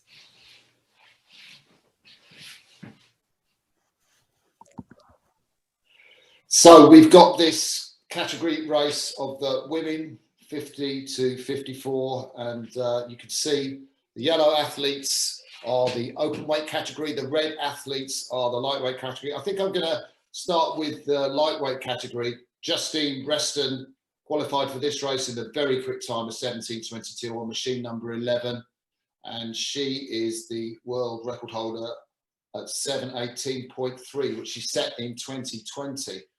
And real quality in this race. Who's you picking the open weight, Camilla? I think it's got to be a toss-up between Louise Weimer, the British contestant there on ergo number 10, and then for Denmark, ergo number 1, we're looking at Margit Hansen, a name that's very familiar to me. I remember seeing her compete last year. She is a 4-time world record holder. So again, that same kind of pedigree that we had with Andrew Benko in the last race, we've got here with Margit Hansen. So yeah, I mean, you took the pick right out of my mouth for the lightweights. Justine Reston, her qualifying time was as quick as the open weights, and I've just loved watching her compete at all these indoor events. Yeah, it's going to be a great race. You can see the athletes have got what the pictures they've got on their screen, stop rowing, and they're having to hold the handles up. They're ready to go now. Attention is given, just moments away from the start. And there they go off. It looks like a clean start. We've had just one full start today. I think that's less than we had yesterday, but it's the Dane off, the Swedish sculler, the fellow Scandinavian Marlene Farson looks to be in second place, Louise Weimer in third place at the moment, and they'll all sort out at the moment. Justine Reston, well, who else would be leading the lightweight race? But Natalie Villechon, spoke too soon there, Camilla. The French lightweight is just leading that race by 2 meters.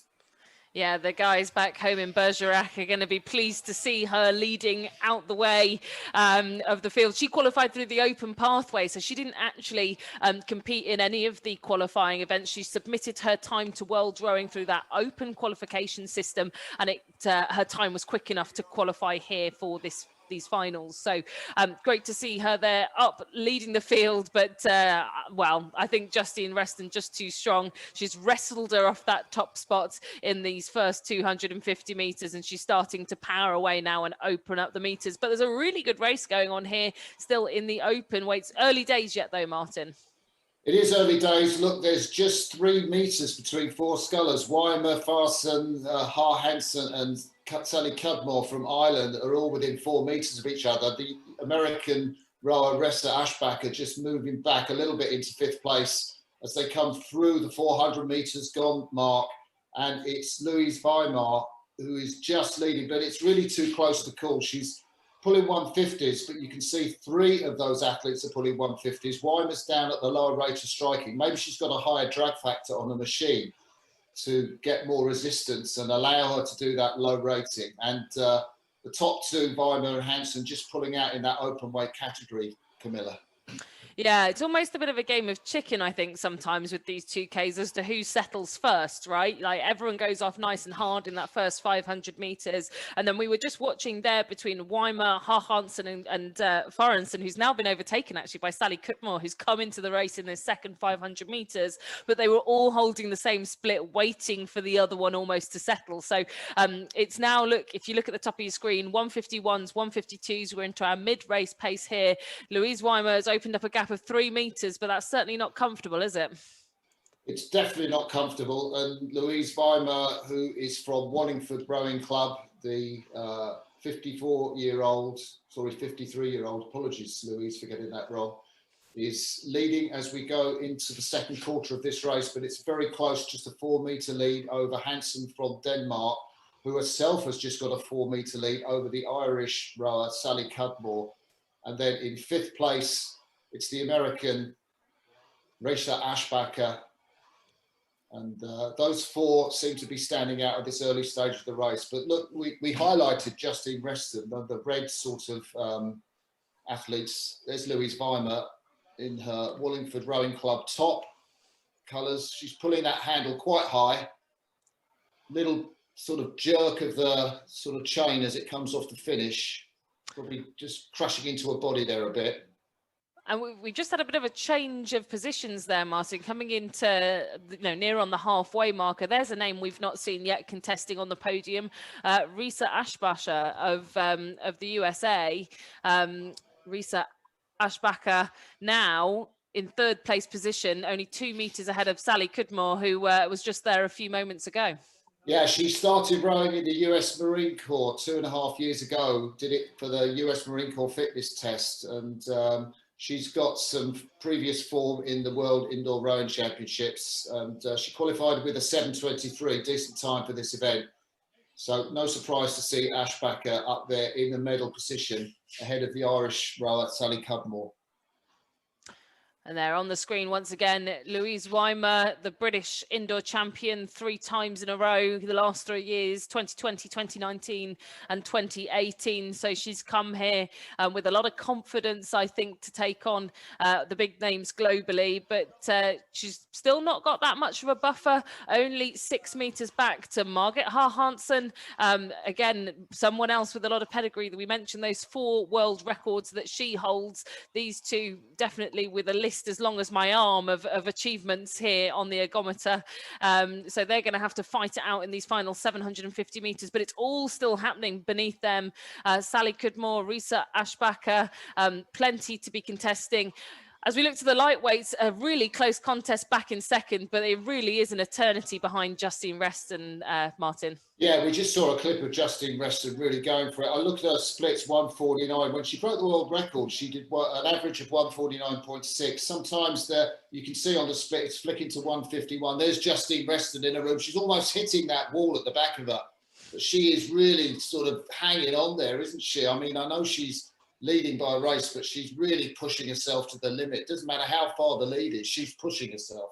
Well, to be honest, Martin, I suspect she's racing the open weights. You know, looking at her splits and looking at her rating, she is right up there. She'd be in sort of second position, I think, contesting for a podium spot in the open weight. So if she's can see this on her screen, which she will be able to, she'll know that she's looking to clinch a spot to prove a point that her time would put her right up there across the board within the women's 50 category. Yeah, that's a great shout. Louise Weimar, she's that low rate of striking, maybe heavy resistance that she's got leading the open weight category. But Justine Reston, you can see, really, I'm not sure if she's not quite pulling the same splits as Louise Weimar, but she's certainly pulling splits to equate with the sort of second, third, fourth place rowers. Here goes the sprint by Margit Haar-Hansen. Martin, I just saw the splits drop on the right-hand side of my screen. She's down at a 1:44. She's had to go before that 250-metre mark if she's got a chance of catching Louise Weimar. And look at those meters closing in. Oh, wow, it's a fantastic sprint. Well spotted. 2 meters down with just 250 meters to go. Louise Weimar hasn't got an answer. Her rating's 31. She really hasn't got the sprint. Maybe it's that heavy resistance, and Haar-Hansen goes through into the lead. You picked it, Camilla. Magical stuff. Yeah, that was really well timed. We've just got to see, it's not over yet. We've seen this so many times before, people going too early and the leader then able to respond. But it looks to me, Margit Haar-Hansen up at 42 strokes a minute. Here goes Louise Weimar. Look at those numbers going up. She's now up at 38 strokes a minute. Can she do it, Martin? Oh, I can see it. She just hasn't quite got the acceleration into the finish that she needs to get through Haar-Hansen. And I think the Dane is going to hang on to win. What a brilliant sprint. Perfectly timed for the Dane. Louise Weimar has to settle for second place. Let's think 7:18. That is a third place finish in the race as a whole. She's beaten all but 2 of the open weights. Justine Reston, the lightweight. You were absolutely right about what was driving her. Look at her on the machine. She's absolutely destroyed. And she was racing those open weights, wasn't she, Camilla? Yeah, I think she was. I think she knew that she could be sort of equivalent to a podium position in the Opens, which she absolutely achieved. That is a huge time. Her qualifying time was 7:22.0.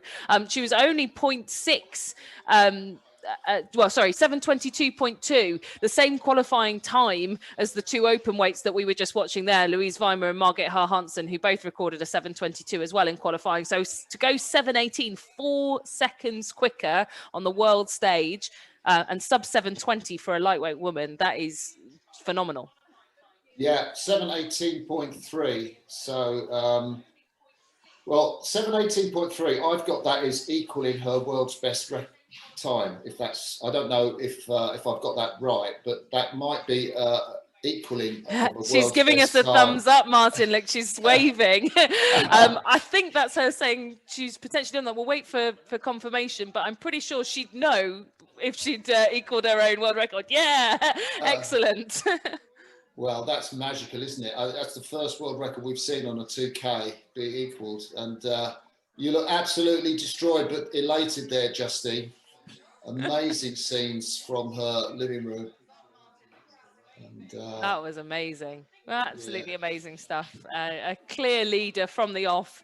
Is that the first race we get? Someone's got a bronze medal and a gold medal in the same race. There's confirmation. Do you want to talk us through them, Camilla? Yeah, so there's the confirmation of the open event. So not to confuse with Justine Reston, who we've just been talking about. This is the unofficial open results. Margit Haar-Hansen, a sprint timed to perfection for her, 7:16.3 to lead out Louise Weimar of Great Britain, 7:17.7. You can just see how close that was. And then Risa Ashbacher of the USA, 7:21.1 to just slip ahead of Sally Kudmo of Ireland onto the podium. And then the results and that confirmation of the lightweight results, where we just saw that world best time. We've just had it confirmed there, equaled her own record. Justine Reston, absolutely delighted. We saw a huge smile across her face when she finished that race. 7:18.3 ahead of Natalie Vellachenard and Samantha Ayres in times of 7:30.1 and 7:34.9 respectively. So once again, a huge achievement we just saw develop in front of our eyes, a world record time for Justine Reston. I cannot tell you how special that is. World records do not come around that often, Martin. Yeah, and even if she was the previous holder of that world's best time, I think, you know, it really set us up for a great treat of a race. It looks like the next race is coming up, doesn't it? Yeah, it looks like we're Yes, so we're at jumping the into our start next now race already. of the Masters 55 to 59 men, the open weight, and also the lightweight men over 2,000 metres. Camilla and Martin. I've got an old crewmate in this race, Camilla. On machine number 1, Steve Turner, the 56-year-old, the double Olympian. There he is. I can see him. He's looking lean and keen, isn't he? Has he got his Leander top off? I think he has, yeah. I think he does. Mark Burgess from South Africa, the 55-year-old, started rowing 11 years ago to lose weight. Look where he is now. Just some amazing stories, right, Martin? We're so lucky to be able to have all this information at our fingertips that these guys have submitted. Yeah, really nice to see these stories of people that came to rowing, it landed in their laps, and they're here now competing in some world finals. Who'd have thought? Yeah, Mario Gelani from Denmark qualified with a 6:43 on the open pathway. And Steve Nutley there, the Kiwi, rowing in the dark, based in Fiji. Bought a rowing machine after gyms and pools closed at the end of March, so he's a newbie. And there we go, the rowers are off, Camilla, in this. We didn't get a chance to talk through all the lightweights, but you can see all the rowers on that shot driving off for the first 10, 20 strokes before they find their rhythm. Looks like Steve Turner's one of the ones out in front as we get to the early stages of this open race. Yeah, Steve Turner there out in front. I'm sure that actually heard, Claire's there supporting him, it looks like, in the background. But yeah, really strong start from him, but he's going to be up against it with Kent Pettersson from Sweden right up on his coattails, the gold medalist from last year's Paris World Rowing Indoor Championships. So the 2020 world champion just right there hot on his heels, and Ole Christian Carlsen just for Norway there slipping into second as I speak. Yeah, the Danes really strong. I picked out those two Danes, Ole Christian Carlsen and Kent Pettersson, before the race, and they're going to serve us up with a fantastic contest. Well, everyone's within 1 metre. I mean, that's next to nothing. The Canadian falling back 10 metres behind. In the early days, it looks like Turner, Carlsen and Pettersson striking for it. Carlsen looks to be quite comfortable there. I liked the way Steve Turner was looking, and there's Pettersson. Real to pronounce pull into the finish, isn't it, from Pettersson's, Camilla? Yeah, and quite a short stroke. He's not coming up that far up the slide. And, really short, sharp leg drive, very powerful. But I don't know if it's the longest of leg drives that we've seen. But look, if it's a technique that works for him, it obviously worked last year when he won the World Indoors. Stick with it, right? And another really tight race developing in the lightweights. There's a name I know, Steve Tagg from the US. We saw him competing yesterday. He's back here again in the 2K, and a man who actually I know was fairly inspired to take up rowing and continue training by one of our fellow commentators, Shane Farmer. He's a big follower of Dark Horse Rowing, Martin. Wow, that's amazing. Darius Stefanovski, you can see there in the lightweight category, he's the leader by about 11 metres to pole. Darius Stefanovski in that lightweight category, the 56-year-old who qualified in the European event in a time of 6:45. A great little set of clips there from all of our race leaders as we're coming through now. Just, the second part of the second quarter, heading in towards 1,000 meters gone, where it's really starting to hurt now. And I think this is where we might see some of those techniques starting to slip, Martin. It's very tempting, right, to sort of start compensating and using extra movements as you start to get tired. Yeah, he looks like a tall lad, doesn't he, that Ole Christian Carlsen, with that Norwegian flag. It reminds me of Johnny Searle, the British Olympic gold medalist, who had who rose in a big Union Jack onesie, and he's got a Norwegian onesie. Ole, the 56-year-old Ole Christian Carlsen, and former orienteering runner and cross-country skier in his youth, and he took up training on the machine before he passed 40, and he had to stop running because of his knees. So he's finding that the rowing machine is the answer. And if you're watching in, you know, the rowing machine could be the answer to your fitness issues in later life. Steve Turner looked pretty smooth there in bronze medal position. Yeah, he did, and it's all mid-race paces now, so I think we won't see too much chopping and changing unless anyone's very brave and wants to go early from the halfway marker, but I suspect we'll see a bit of a settle now until 500 meters to go. Only 7 meters separating those top two athletes, and then another 7 meters or so again from Kent Pettersson back to Steve Turner in the open weights. Looking down to the lightweights, it's still Poland's Dariusz Stefanowski that leads the way. He's got a 15-meter buffer back, but holding splits with him. Steve Targ, we've mentioned him already. He's back again, and with a qualifying time of 6:51.5, the fastest qualifying time into this. I suspect we've not seen the last of him yet, with the sprint yet to come, Martin.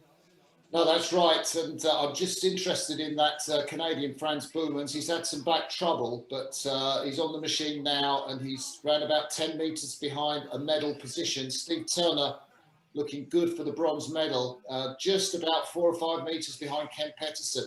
I don't know where Kent Pettersson has got to go in the sprint. He's got a slightly higher rate of striking. He's not. Steve Turner is pulling. Well, he's gliding out. The handle's quite near the cage at the front. He hasn't quite got a pronounced pull into the finish like Kent Pettersson has got. I'd love to see Kent Pettersson sprint as he goes into the finish. Yeah, although you're saying that Kent Pettersson perhaps doesn't have anywhere to go, but I don't think Ole Christian Carlsen has got anywhere to go. He's already up at 36, 37 strokes a minute, and he's been holding that for the last minute or so. So I think Kent Pettersson's got room to crank that rating up. We might see it come yet. He's still down at 33 strokes a minute with 10 meters to close. It's going to be tight, but he's now down at 134. He is bettering Ole Christian Carlsen by at least 4 seconds per 500 meters, Martin.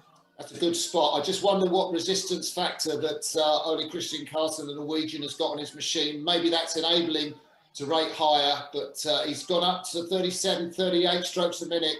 The sprint in the last 250 metres, he's laid down the gauntlet. He's got those 5 metre lead. Kent Pettersson, if we could just got a shot of him sprinting. Oh, look at him. His head's down a little bit. He's really hanging on, isn't he, Carlsen, the Norwegian? And just 1 metre, Kent Pettersson. Look at that sprint. He's really pulling it into the finish, Camilla. Oh, that is so calm and collected. He looks like he's gone for a walk in the park, Pettersson. He's just taken the rate up and he's sitting up so nicely. It doesn't look laboured at all, does it? And he's taken that rate up to 39 with no trouble whatsoever and come whizzing past Christian Carlsen. And I think Steve Turner actually is going to slip past the Norwegian as well in just a minute by the line. Yes, you are absolutely right. The British Olympian slips into second place. The Norwegian hangs on desperately. He was dying in those last 250. For that bronze medal ahead of the Canadian Franz Boumans, as we see the lightweights coming in to the finish, Camilla. Yeah, lightweights coming into the finish, and the man has led from start to finish. Poland's Dariusz Stefanowski, 50-meter buffer, almost held exactly to the meter the whole way down that course. He didn't let that slip to Steve Tagg. He knew the pedigree of Steve Tagg, I'm sure, but 2.6 seconds separating him back to his competitor from the USA. Into third, it's Pentti Soini of Finland with a time of 6:58.4. We'll wait for the official results as we just catch up with some of those really nice images of all of our athletes starting to recover. I just love the biography of the winner of that open race, Kent Pettersson. He says he's competed on Concept 2 rowing machines since '98. He's been to a number of times in Boston for the World Championships out there for the Crash Bees. And he says, describes himself as a dedicated Concept 2 rower who spends a lot of his free time training. That's, I mean, actually, Martin, you might be interested in this. We were talking about this yesterday, the longevity of Concept 2 in particular, right? He's talking about their rowing on Concept 2 since the late 90s. They really are pieces of kit that are made to last. Yeah, I know. And, you know a lot of friends that, on the new models now, but some of them rowing on the old models, Model C, or I think I saw a Model A in yesterday's. There we see some clips of Steve Turner. There's the race winner, the open category race winner, Kent Pettersson. That's sort of relatively efficient, short style. You can see the longer stroke of Christian Carlsen there from the Norwegian. just the two contrasting styles, you know, to make the machine go quicker. Darius Stefanovski there, the winner of the lightweights. Steve Tagg, a look at the medalists in the lightweight 55 and over category.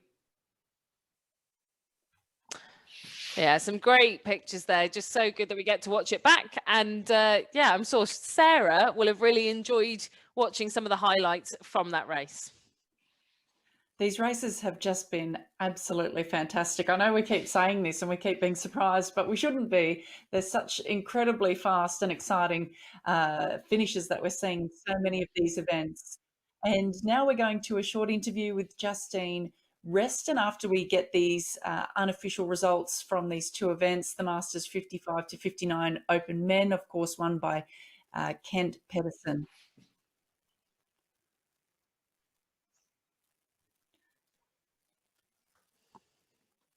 As we wait now, the lightweight men's results, the unofficial results, and Justine, our previous race winner, we'll hear from her now.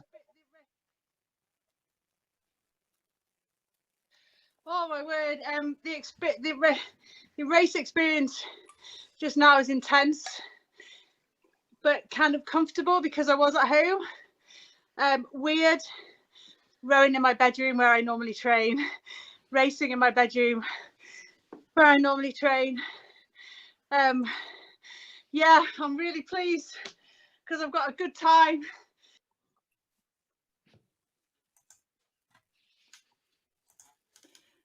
Fantastic to see Justine so excited there with her world record equaling result, her own record as we've already identified earlier today, but obviously delighted not only with that time, but with the outcome of winning the gold medal in her category as well. We now move to the results of the lightweight men in the Masters 55 to 59 category.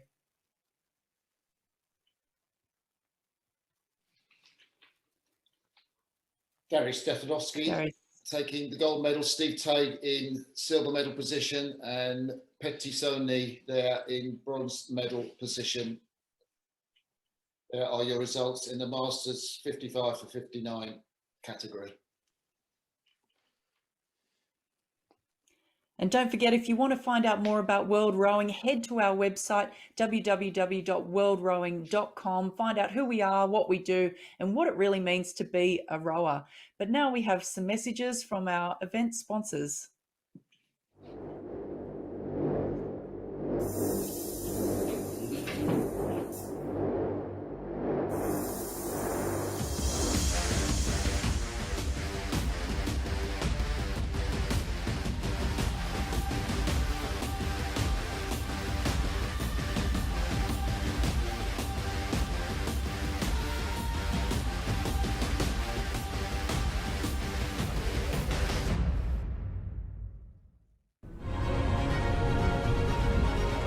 Mississauga welcomes the World Rowing Indoor Championships.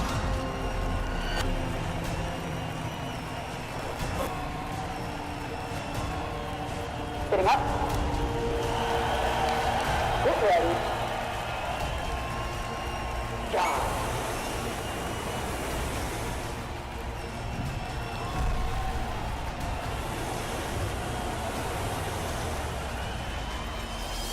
See you in 2023.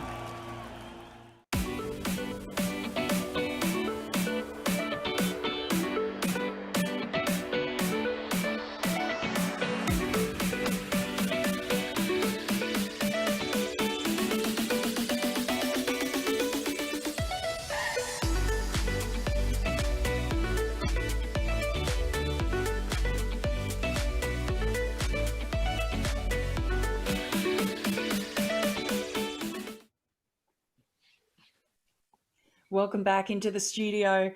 We're bringing you all of the action live from day 2 of the 2021 World Rowing Virtual Indoor Championships. I'm Sarah Cook and I'm joined by my co-commentators here, Martin Cross and Camilla Hadland, and we're bringing you all of the exciting racing, and boy, has it been exciting so far. Camilla, what has been your highlight? And I know that there's a few to choose from.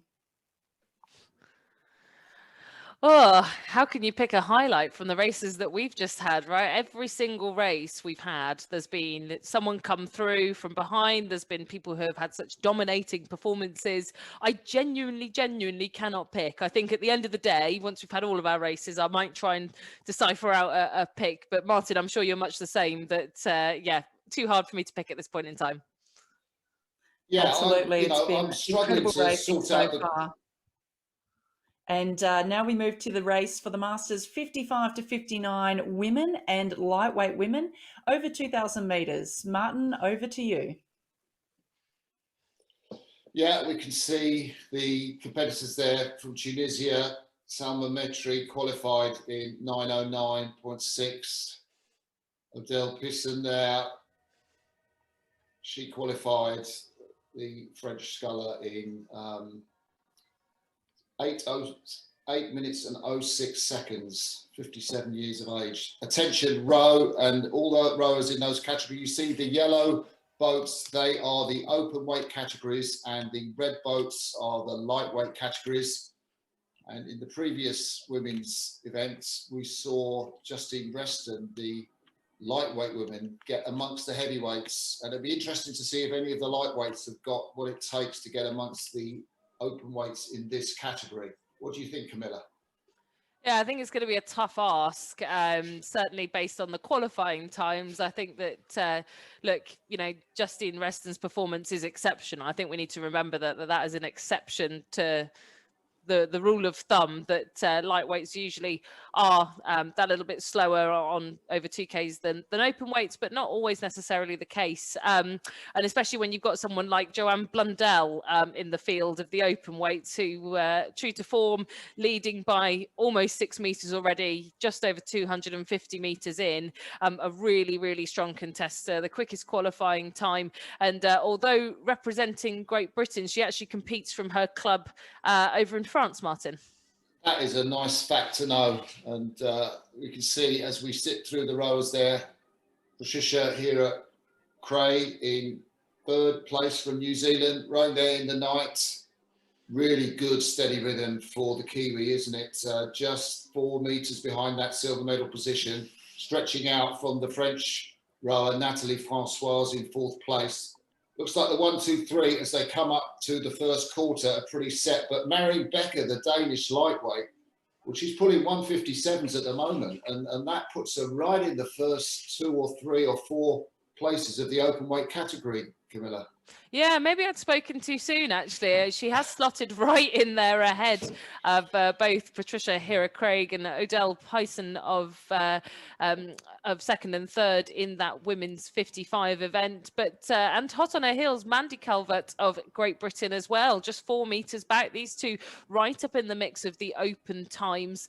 Just having a quick look to see Marion Becker's qualifying time was a 7:45.9. So yeah, not too far off, only sort of 10 seconds or so off the leader, Joanne Blundell's qualifying time in the open weight. So if they can hold this pace, it's early days yet still over 2K, we could see some really interesting finishes here.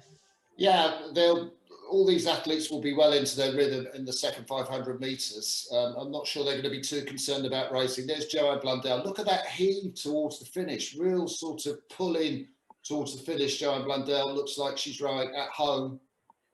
You can see, look, Martin, if you look into the distance, you can see there that she's following the race tracker on her screen. And so you know that she can see exactly where she is. You can see her leads. You can see the distances. Hey, perhaps you can even hear our commentary. Who knows? There's a nice little sort of rundown there, top left-hand side of your picture of all of our competitors and where they currently sit. It's really opening out, actually. I think this is the most drawn-out race, certainly in the open side, Martin, that we've seen this morning. I've been so used to really close, battling it out between sort of 5 or 6 athletes, and this seems fairly steady right now. Yeah, Adele Pison there, experienced indoor competitor on the rowing machine. And I think that is our 4th place sculler, Nathalie Francoise from France. Nathalie, 55 years of age, qualified with an 8:09. So not quite up there with the leaders in terms of qualifying time, but we've seen a number of athletes beat their qualifying times in this event. As we go through the halfway, Joanne Blundell is in gold medal position ahead of the Kiwi rowing in the middle of the night, Patricia Hera-Craig. Odell Pearson is back in third place, and she's got a 10-metre lead over Natalie Francoise. Down in the lightweight race, you can see how close they are, those bows of the lightweight race. It looks like Marianne Becker from Denmark is just 7 metres ahead of Mandy Calvert. The Brit, those two got a nice lead of something over 23 metres over the Italian Claudia Giacomazzi back in third place. But Marianne Becker is right up there in that open weight category as we're into the business part of this race, the third quarter. This is where athletes have got to ignore the pain, find some more sort of traction in their legs to push on. Yeah, and actually being able to see the pictures, nobody's going crazy on the rating here, and having a quick look down the rating chart, looking at all those numbers, not anyone really a touch over 30 strokes a minute, Martin. This is very, I don't want to say relaxed, because obviously they are still pushing very hard, but it's giving them a lot more recovery time, and they're focusing a lot more on the drive than they are on the rating. Yeah, Marianne Becker, the Dane, is probably one of the highest ratings, along with the Italian Giacomazzi in the lightweight category. But all the open rates sort of on that 28, 29 strokes a minute. Joanne Blundell at the top of your screen there. Very steady rhythm. She's got that really pronounced pull into the finish. Quite low down her handle, as you see there on the top of the screen. There she is. Nice rhythm, though, off the finish. Yeah, really nice rhythm, and she is going to have to watch out, I think, for Patricia Hera-Craig of New Zealand, because she is closing in. She sort of had a couple of strokes where she was sitting below on split time. As we come into 500 meters, these two are going to have to start to think about sprinting now. They've dropped Adele Payson of French Polynesia, who's just fallen off the back, but still in podium contention. She's got 15 meters to play with ahead of Natalie Francois of France, but the race is really heating up once again in that lightweight race between Becker and Calvert, Martin. Yeah, Marianne Becker is right up there. She's in third place in the race overall, and Mandy Calvert from Great Britain is in fourth place in the race overall, ahead of Payson and Francoise. But those two are leading the lightweight category for gold and silver. Giacomazzi has got a very close contest with the Canadian Michelle Rice-Marsden for that bronze medal position. Rice-Marsden just slightly lower rating than Giacomazzi, who's held that position through the race, but the Canadian is tracking her, and well, she's got 5 meters to make up in the last 250. Gosh, it really is going to come down to the wire in that lightweight race. Joanne Blundell, like a metronome, holding 50 meters and actually perhaps even growing it into this final sprint. I don't think that Patricia's going to catch her from New Zealand. I think this is a fairly well-sealed victory and a fairly well-sealed second place, actually, for the Kiwi. But down to the lightweight race, I think this is where we're going to have to focus, Martin, because just 7 meters within 250 meters to go. Marianne Becker already up at 40 strokes a minute. Mandy Calvert, plenty to play with. We could see an overtake here. Yeah, plenty to play with. Marianne Becker out in front of that lightweight race. As we come up to the line, Joanne Blundell from Britain. She's led this race from the off. She comes through to the finish to take that gold medal position. We'll see her. She'll be able to stop soon. There she goes. 7:34 for Blundell. In second place, it's the Kiwi, Patricia Hera-Craig. And then coming in first place in the lightweight race, Marianne Becker holds on from Britain's Mandy Calvert. Giacomazzi, well, she's absolutely going crazy. She's rowing outside in Italy. Is she going to hang on to that lead from Michelle Rice-Marsden, the Canadian, as she comes through? Oh, just the Canadian has got through Giacomazzi. And in third place, it's the rower from French Polynesia, as you mentioned, Odile Pearson, Camille.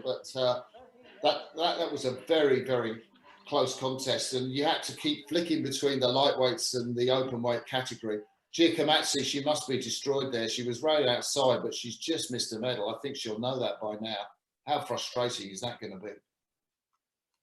Yeah, so frustrating. I mean, we've seen it before in many of the other races leading up to this one. That fourth place position, especially if someone comes in for the overtake with less than 500 meters to go, it must be really painful seeing that slipping through your fingers, that podium base position.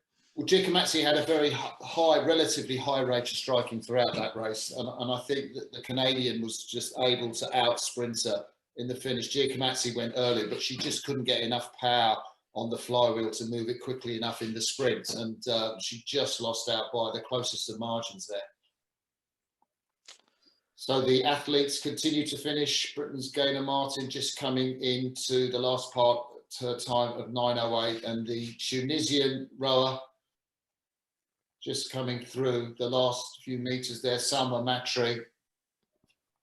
Hopefully she will be through in a sub-10 time, average split of around 2 minutes 15. Just looking for her to cross the finish line, the rower from Tunisia, and there she goes. Yeah, 9:34, sub-10 for Salma Matri in the women's 55 to 59 category. Well, we saw a shot of Marion Becker there, the Canadian, the Dane who took the lightweight medal. There's Patricia Hora-Cray with that, what's that headband she's got on there, Camilla? Yeah, but the headband seemed pretty popular yesterday, actually. And again, look, yeah, Marion Becker's the same. Yeah. I think, especially, well, again, for us in lockdown here, no hairdressers, certainly a good way of keeping all the hair off your face. Yeah, it's interesting to see the way Marion Becker finished. I mean, she just let go of the handle and fell back into the arms of her supporting team. And I think it is quite a dramatic gesture to let the handle go, and it's on that elastic tension, so it just flies forward into the cage. There's some of the unofficial results. Joanna Blundell is first in 7:34.8, the Kiwi behind her in second place, and then Odile Penson from French Polynesia. Actually, I was struggling to work out what PYF was before you came to the rescue, Camilla. I was the same, and then I saw her whole bio was in French, and I was, yeah, searching my mind to think of who that might be. But the lovely people at World Rowing are on hand to educate us and teach us some more country codes, Sarah. Fantastic racing there, and we await now the results of the Masters 55 to 59 lightweight 2,000 metres, as we have those on screen for you now. Camilla, do you want to take us through those? Yeah, so a really close finish again, like you can see there, just over a second in that between Marion Becker of Denmark, ahead of Mandy Calvert, and Michelle Ratche Marsden of Canada. 7:44.4, the winning time there unofficially.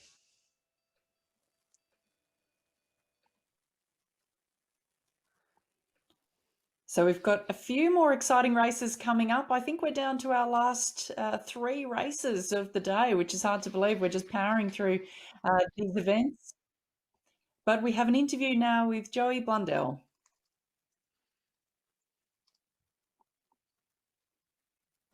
It's been a lot of hard work, especially the build up to getting qualified. And then I had a race plan, and I get up to the race plan, and then near the end I just found some more energy, and wow, that was tough. Absolutely delighted there, Joanne Blundell, with her performance in that race. And we prepare now for the Masters 60 to 64 men, and lightweight men is our next event up over 2,000 metres. And of course, our event partners today, we want to recognise Concept 2, our presenting sponsor. And as you will have seen from the footage so far, all of our competitors around the world competing on the Concept 2 indoor rowing machines in their various locations. And our cloud services partner, Tencent Cloud, without whom this broadcast would not be possible, providing cloud services and support for our global live streaming, video on demand and other technology. Camilla and Martin, we move across now to the Masters 60 to 64 men, lightweight and open weight. Martin, who are we looking at in this race? Well, Richard Cheeseman, the British athlete riding on machine number 8, qualified in a time of 6:39. The world's best time is held by the 60-year-old Tom Darling at 6:20. That's an average of 1:35. I'm not sure that's going to be under threat in this contest. But I'm watching this with a very keen eye because this is my age group category, and I'm not sure I could have qualified for this race. Got a minute to go to the race. What's your take on it, Camilla? Yeah, I mean, it still amazes me that we're into the, the 60 to 65, 69 categories, and we're still seeing times that are around the sort of 6:30 marker. It's just highly impressive. And a couple of the ones to watch in this race did post qualifying times, Giorgio Valabona of Chile. We've also got the really quick time that was posted by Richard Cheeseman, like you say, of Great Britain on ergo number 8. So we'll be keeping an eye out for all of those athletes as we get the instruction to stop rowing. And the Dutch sculler as well is at 61, holder of the world record, 641.7, Dutch rower, should I say, Martin Louis-Rink, 61 years of age. And he set that world record at the French Open in January 2021. So I think, look out for that guy in the lightweight event, Martin Louis-Rink from the Netherlands on machine number 13. Another false start there, Martin. We might have jinxed it when we said we'd not seen that many today. I think we did. It's nice to see that, you do get the occasional false start just to see. Shows that the system's working, right? That no one can jump the gun, no one can jump the start. You're at the mercy of the technology. I know, and it shows how tight margins are. These athletes want to jump off it there and get onto the start as quickly as they can. Pierre Clement just picking up the handle again. You can see a shot of him there.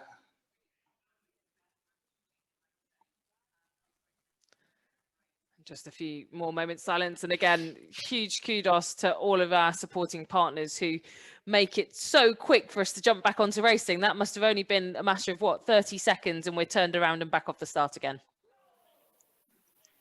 Great, and this time it looks like the athletes are all away to a smooth, clean start. Not a great start there for Richard Cheeseman, actually, Martin.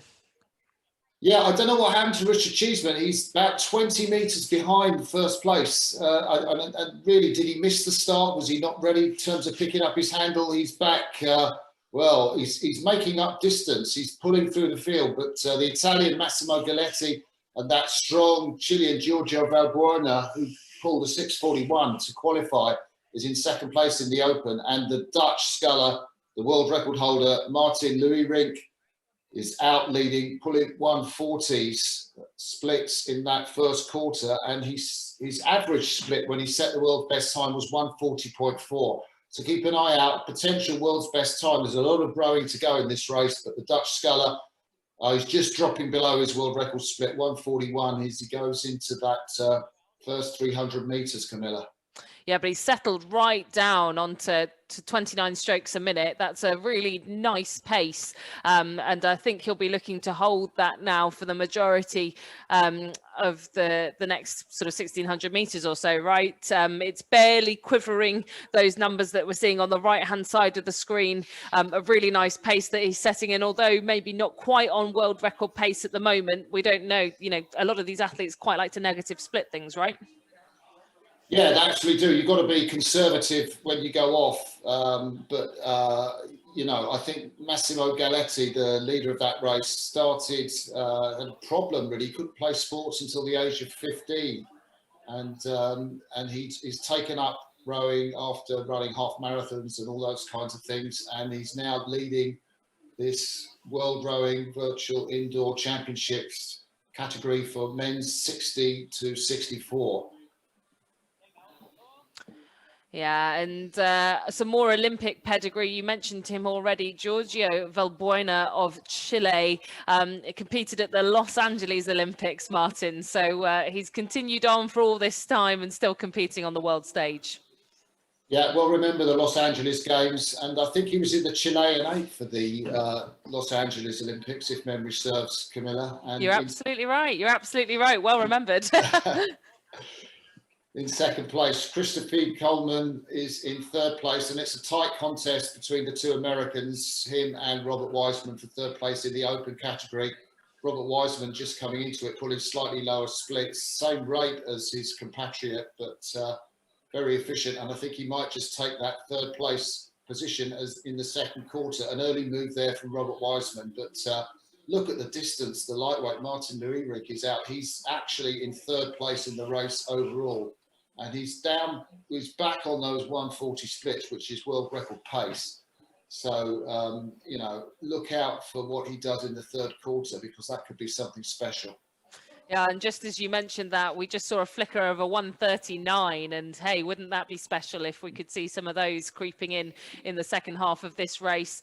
He's going to have to keep his cool though, because even those sort of 1 second differentials either side of that 140, and that could really make an impact on the score overall. So we'll keep our eye. Another 139 there being posted by the Dutchman, and it's going to be really exciting to watch to see if another world record will tumble here today at the World Rowing Virtual Indoor Championships. Yeah, well, I'm just wondering if Louis-Rink can actually finish first in this race. I mean, he's been very sort of conservative off. He's really now into his third quarter. If we get a look at him on the shots of Louis-Rink and see what he looks like, but you can see his bows are sort of in second or third place, just behind the Chilean Giorgio Valbuena, and he entered this race with 6:41. Which was about the same time as Louis-Rink pulled for his world record. So, you know, I think Louis-Rink has got the capacity, if he beats the world record, to get past Valbuena and maybe even get on the stern of Massimo Galletti. There's Massimo. There he is. Yeah, I was about to say there is Galletti. And yeah, I think Galletti seems to be in a fairly good rhythm with 29 strokes a minute. You know, I think that's a fairly conservative stroke rate per minute, but it's where he's in his wheelhouse, right? Like he knows that he can sit there and not waste energy, knows that he's got the Chilean there sat holding him at 12 meters at arm's length. It's a fairly comfortable buffer, but not too comfortable, as I've just seen that close again by 1 meter. He may have to be careful in these final 500s. Yeah, and look at Louis-Rink. His scores have just fallen off, Camilla. He's down on 147s now, rating 28. He might be having an off day. He's leading the lightweight race by 60 metres, but he's falling back in terms of the contest between Galletti and Valbuena at the open weight category. There's the second place rower, Valbuena. Nice rhythm, real sort of upright style, locked on in the glutes. Robert Wiseman in fourth place. Look at this race for third, actually, Martin. I've just seen it. The men's 60 coming into the final 500. Less than 10 metres splitting out Nick Cowan, Robert Wiseman, and Christopher Coleman into that third place. I think we could be seeing a race to the line for that bronze medal position. Yeah, where has Nick Cowan come from? The 61-year-old Brit entered with a 6:48 and really excelling himself in this last few hundred metres. Galletti leading the race just by 2 metres from Valbuena. You can see Galletti going through the roof. Valbuena's got a really much longer pull, pulling it into the finish. I think Valbuena's going to go through Galletti to take the lead. Yes, there he goes. Nick Cowan still in third place, just a few metres ahead of Robert Wiseman. Martin Louis-Rink is not going to beat his world record, but still leading the lightweight race ahead of Peter Schön and Emmanuel Romeli. I think I spoke too soon, Martin. I said that Galletti had such a comfortable lead, but he needed to watch himself. And yeah, within a few strokes, there he goes. Valbuena for Chile. Now 8 metres lead, 9 metres. The metres are ticking up for him into the line. It might even be over 10 metres that he has back there to Massimo Galletti, who led for such a long way. And a huge performance there from Giorgio Valbuena of Chile. And look at those congratulations. I think that must be family who were watching in the other room. Yeah, and they watched his sprint. He just had that acceleration of the handle into the body in the last part of the race, which is something Galletti couldn't match. There we see look at this race in the lightweights, Martin. That's a hugely close finish. Wow, Martin Louis-Rink wins that race, but so close between the Italian in second place, Emil Romoli, and the Brit Mark Branson, 7:03.0, and just ahead of the American Kevin Siegrist, 7:03.4, and then not far behind the German Peter Schön. So close, as you said, Camilla. Hugely close. I mean, 2 seconds separating second to to fourth, and then 1 second again back to fifth. I mean, Peter Schoen was right up there in the podium positions at one point, right? And it just goes to show you how important the full 2,000 meters is. It doesn't matter if you're leading off the start, it doesn't matter if you're leading through halfway, but right into the line, that's where it really counts. And a shame, you know, as you say, Martin Luning fell off the pace a little bit of his world record there. Just not the day for it, perhaps. No, I don't know what he was feeling. He must have just, you know, got into that third quarter and just felt that, you know, things weren't going right. Maybe his legs were really getting to him. Maybe there was some kind of injury that we didn't know about. Then we see Galetti just winding down Giorgio Valbuena, the Chilean. I mean, Giorgio Valbuena, that's just such classic sort of boat technique, isn't it? He was very sort of using his levers and no extra movement at either end of the stroke, and very tucked into the chest again. He looked like a rower, didn't he? He looked like a rower, you know, which of course he is in terms of having rowed in the 1984 Los Angeles Olympics. But he did look like a really nice, comfortable rowing style. Good flexibility. There you see, congratulations from his team. Absolutely. How much do you think that's his daughter, his family, just opening the door, coming in? Aren't they lovely scenes? And they've been watching the race unfold.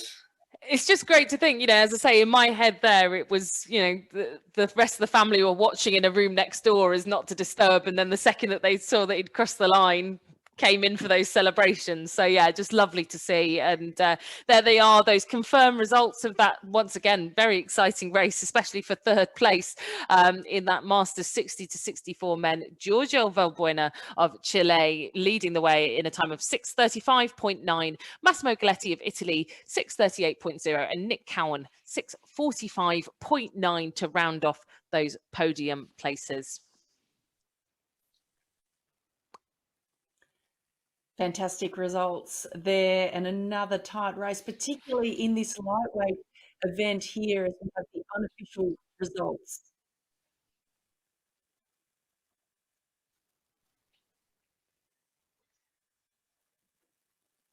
And there we can see the Masters 60 to 64 lightweight men's result. Martin Luring from the Netherlands, 6:49.3, very respectable score there.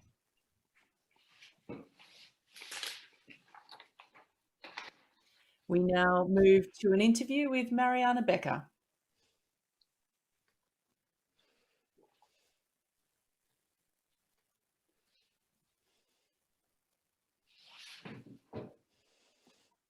Well,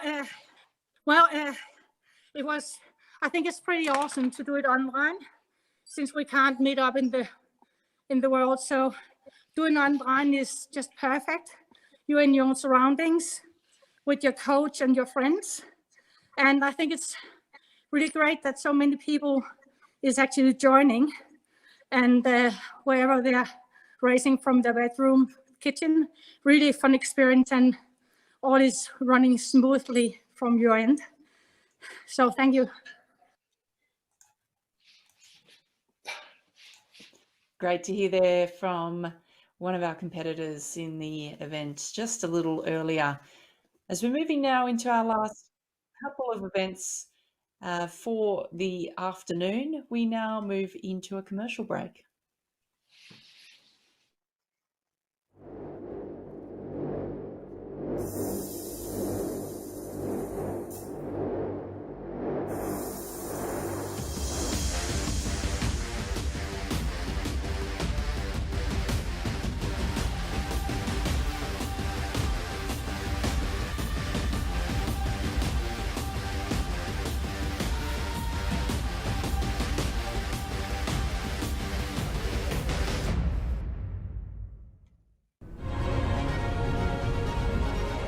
Mississauga welcomes the World Rowing Indoor Championships.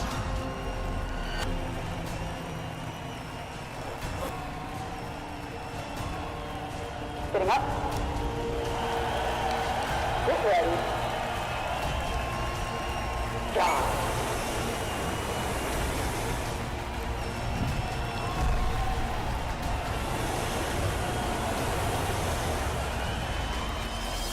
See you in 2023.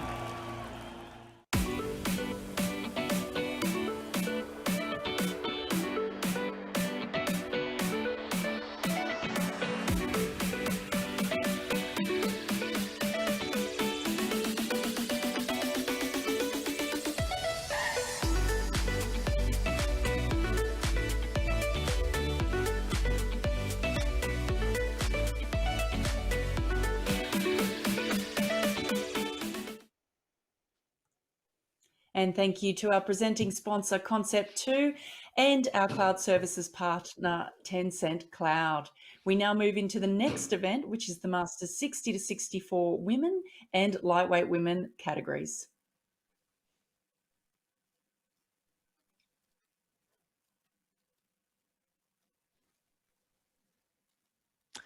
Yeah, thanks, Sarah. We're already underway with this next race. They're all coming thick and fast now. We're right into the guts of our programme. And as you can see from the screen, we're onto the women's 60 and women's lightweight 60 event. Martin, who are your picks in this one? Well, Carla Stein qualified in the fastest time of 7:37 for the open weight women. She's now leading the Canadian Sheila Findlay by just about a metre.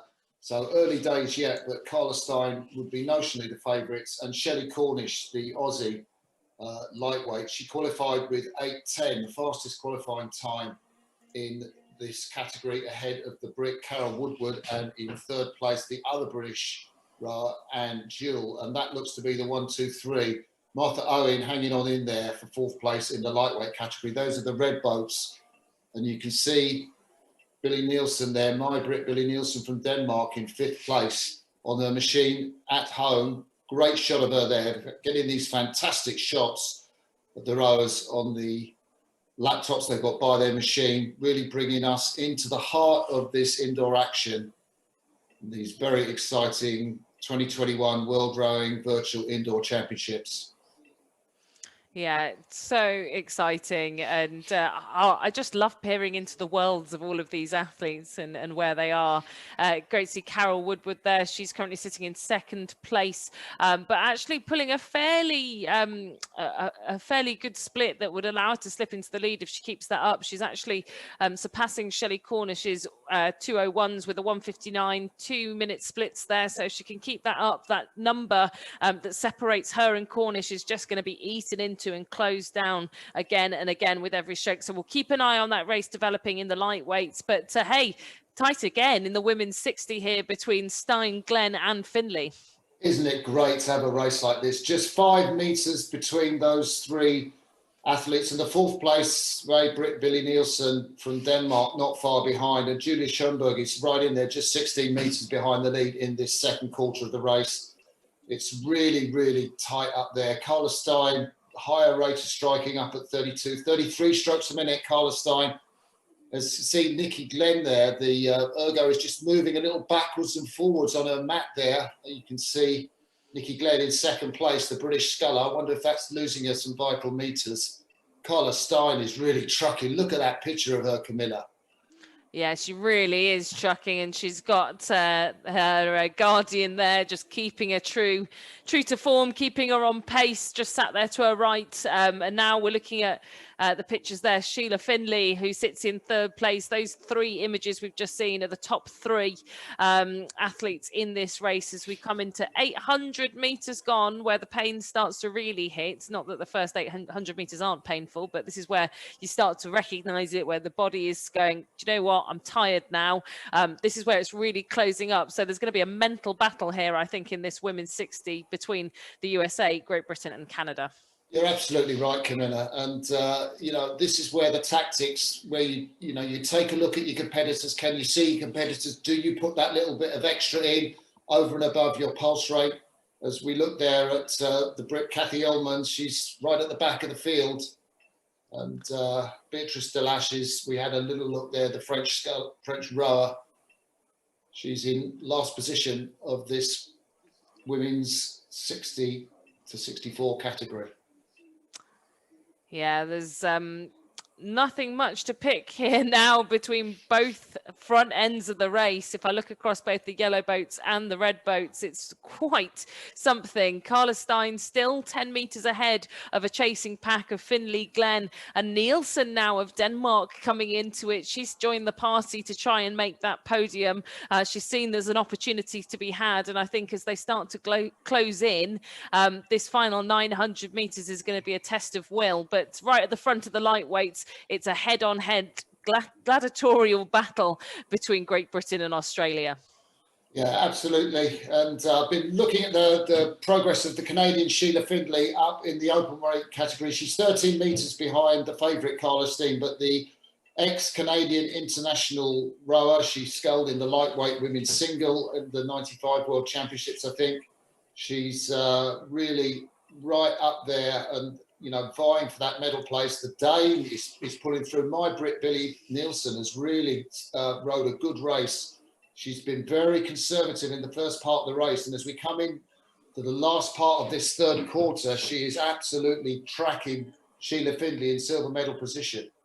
Yeah, and I think quite often, Martin, it's the ones that are quietly creeping in that are the ones that have stuck to their race plan. They've not gone off anything over and above what they would do in a normal day of training, right? And I think that's exactly what Nielsen here. Look, she's just moved up again, quietly coming for the lead. And it just goes to show you don't need fireworks off the start. You don't need to blow everyone away. It's about that last stroke over the finish line. And she's got 20 meters to close, which is a fair feat. Well, I don't think we've seen anyone close down 20 meters so far today, but you know what, she's had a really good race so far, and if she's got enough in the tank for the last 500 meters, Martin, this could be pretty spectacular. Yeah, we had a shot of Nielsen there, and that was a really nice rhythm that she was pulling. I think nice pull into the body and just easy flow away from the back turn, which really helped her, I think, in that maintain that sort of 30-31 strokes a minute. She's not going to trouble Carla Stein, who was going to take this race with just about 400 meters to go, barring absolute disasters.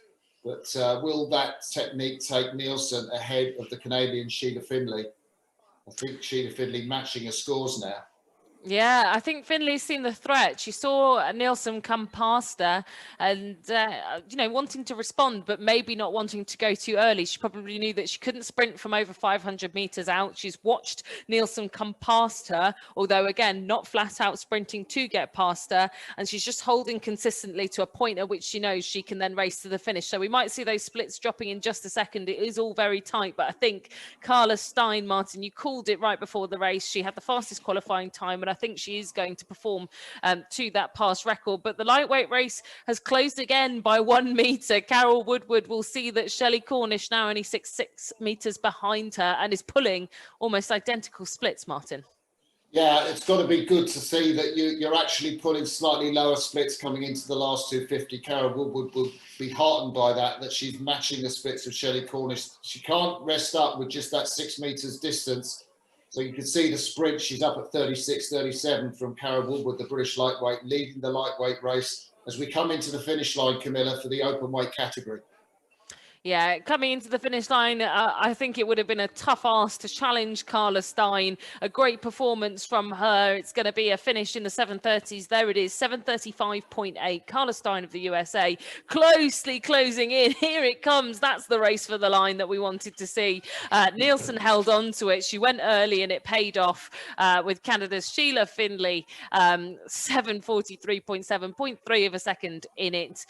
Just so close, but the podium fairly well clear of Nikki Glenn, who comes in fourth, and that tight race between the two lightweights, Martin. Gosh, I mean, I've just scrolled down to have a look at the leaderboard there, and Shelley Cornish reigns supreme. Yeah, Carol Woodward is on shot there. You can see she just lost that lead in the race. Shelley Cornish with that sprint towards the line in the finish. 7:56 she pulled for that race, and that was, well, something like 14 seconds quicker than the time she qualified in. She's really had to go for that sub 8 minutes for Shelley Cornish, as it was for Carol Woodward, and it was a great race between those two lightweights. And we've got the final sculler, Frances Beatrice Delas, in the open weight category, yet to finish, just coming into the line. Great pictures there from Martha Owen. I can see her son Jerry sat supporting her. We saw some great pictures from Goodwick and Jemima Boat Club yesterday, and they're back here again today. Plenty of entries here across the finals and plenty of qualifiers. So it's been a great day of racing so far, Martin. And again, none of these races are disappointing. No, I love to see that lightweight race. That was just such a fantastic contest. Cornish led out the sort of pre-race favourite, I guess, as we see some highlights from the race there. And Nikki Glenn, that Ergo just moving on that mat. She's tried to keep the sort of mat there to keep the ergometer still. I wonder what was going through Shelley Cornish's head in those last 250 metres when she could just see herself inching towards Carol Woodward. And the same goes for Carol, Martin. You know, when you can see someone that close and how your performance reacts to that and how your technique reacts to that. Yeah, quite stressful, hey? Yeah, Billy Britt Nielsen there came second in the open category race, just letting go of the handle as she finishes, just splat straight into the cage, head down, but confident that she's got that silver medal position. She knew that she wasn't going to challenge for gold. There you see confirmation of results. Carla Stein in a time of 7:35.8 with the gold medal. My Brit Billy Nielsen, that silver medal position we were talking about, ahead of the Canadian Sheila Findlay in third place.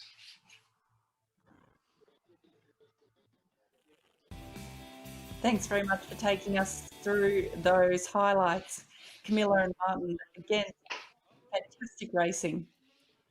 And don't forget that if you've enjoyed watching or participating in these 2021 World Rowing Virtual Indoor Championships, that next month World Rowing has the virtual indoor sprints on for the 6th year in a row.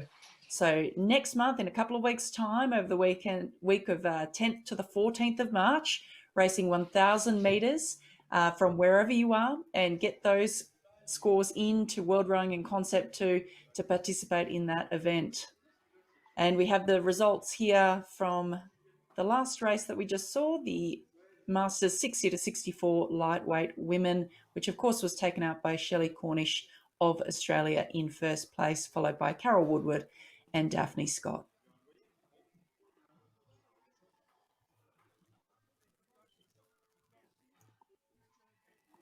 So we're coming up to the last two events of the day now. Very exciting end to day two. Coming up now with the Masters 65 to 69-year-old men and women and the lightweight categories associated with those two. But first up, we have the Masters 65 to 69 men and lightweight men.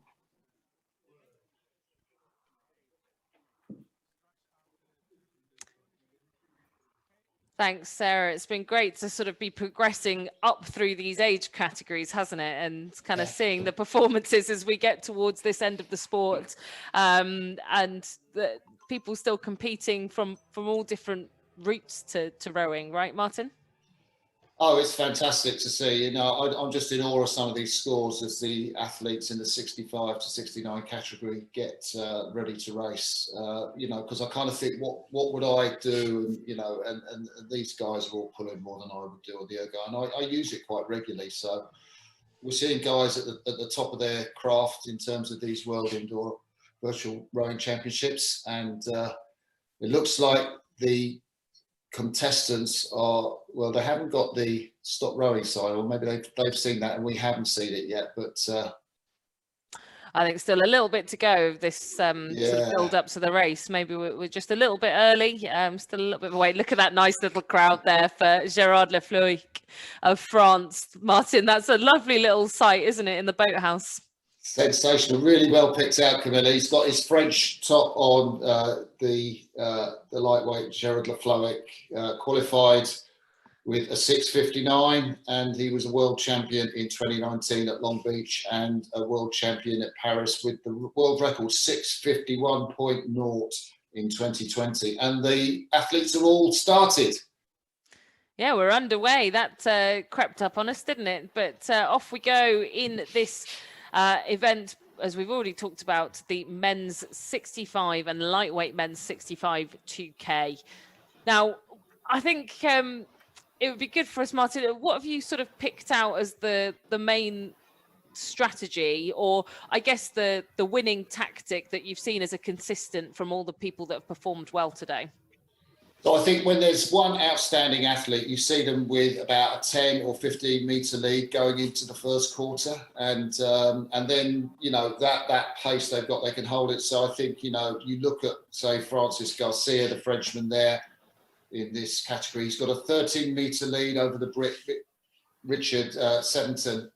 And you kind of think, well, if he's gone off that hard, is he just sort of, you know, excited by the event? Has he gone over what he should do? But I think more likely he's one of the stronger athletes, and Garcia pulled a 6:44 to qualify for this event. So he's one of the favourites. And I think, you know, if you see that big gap at the first 500, then pretty much you've got an outright winner.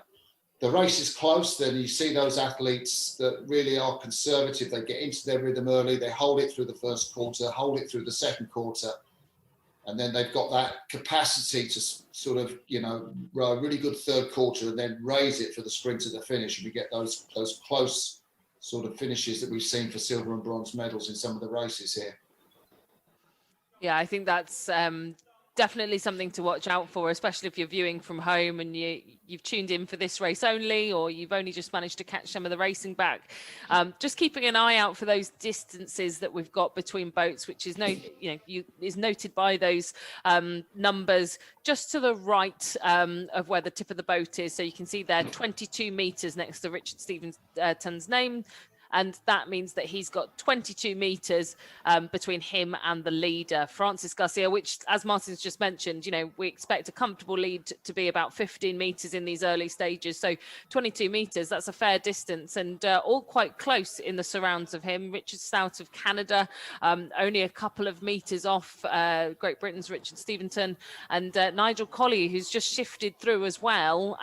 It's a Great Britain 2-3 there in the men's 65, but wow, a huge performance. We talked about meterage at this point in the race, and if I look to the lightweights, Martin, 54 meters for the world champion, the current world champion from Paris last year, Gerard Lefloic. I think he's leading the race as well. He's putting 141 splits, and you look at the race leader of the open category, Francis Garcia, pulling 143 splits, and Lefloic is on top of anyone in this race. And this is the first time I think we've seen a lightweight lead the open race category at this early stage of the race. So there's a lot to go, but Lefloic is still pulling those 141, 142 splits.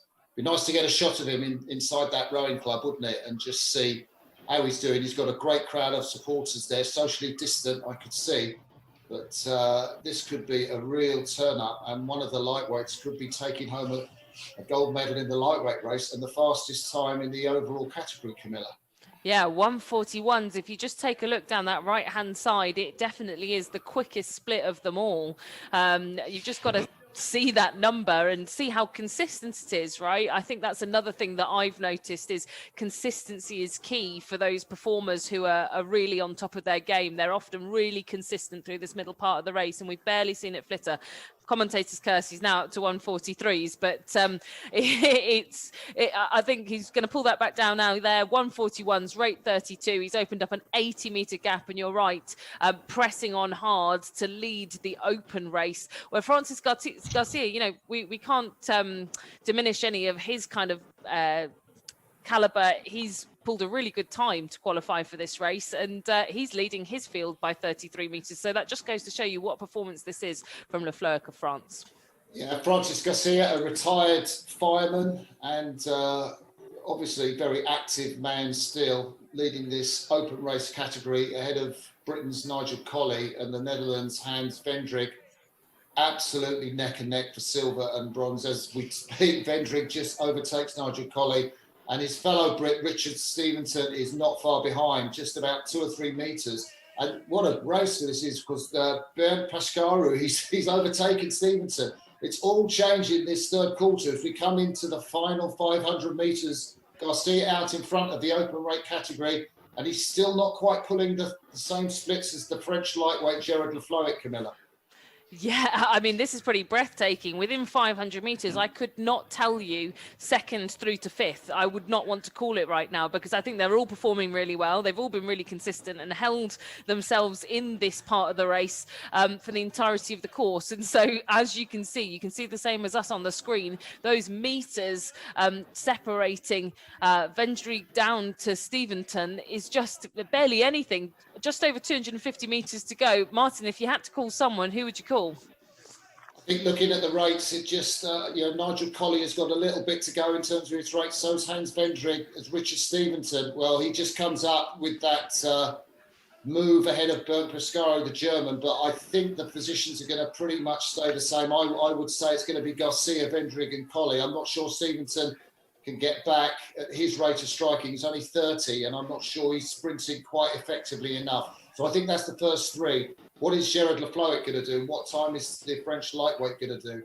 Yeah, well, we've just passed 6:20 and we've got less than 100 meters to go, I guess. And he's actually not sprinting at all. We've not seen that split time change whatsoever. He's still at 1:42s, the same as what he started off with. So I don't think we're going to see a hugely explosive finish, but I don't know if he even knows if he's going to beat the time of the open weights. Here we are, closing in on the line. I think it's going to be in the 6:40s this time for Gerard Lafloic, which would be incredibly impressive. He is just pipped by Francis Garcia in the open weight times, a time of 6:45.0 to lead out. But here's that close finish in the opens. It is, well, as you called it, Martin, Hans Vendrig that just hangs on by 0.3 of a second ahead of Nigel Colley. Richard Stevenson couldn't quite do enough to make that podium. And the second and thirds now trickling in. David Spector of the USA ahead of Jürgen Nentwig of Germany to finish off that podium in the lightweight event. But I didn't even know where to look there, Martin. Camilla, I think we might have another world record. I think Gerard Lafloic's time of 6:46.3. I've got his previous world record at 6:51.0, and that might be a massive 7 seconds. We'll have to see if that's confirmed. I might not have the times right, but that great race that Gerard Lafloic had, competing against his fellow Frenchman, Francis Garcia, who took the open category, finished in 6:45, may have taken him on to a new world record, which would be fantastic if that's confirmed. Oh, I just love watching these things live and being able to commentate on them. It's such a privilege, isn't it, that we get to experience this real time, people breaking these world records, because it really is not an everyday thing. We must reiterate that these are pretty special circumstances when people do break the world record. So we'll wait to have that confirmed. Obviously, everything that we see is unofficial until we get confirmation from the guys at World Rowing. But some scenes here of just people, again, finishing off. Look, you can see a nice round of applause there for Gerard Lafloic in his club. What a lovely scene, Martin.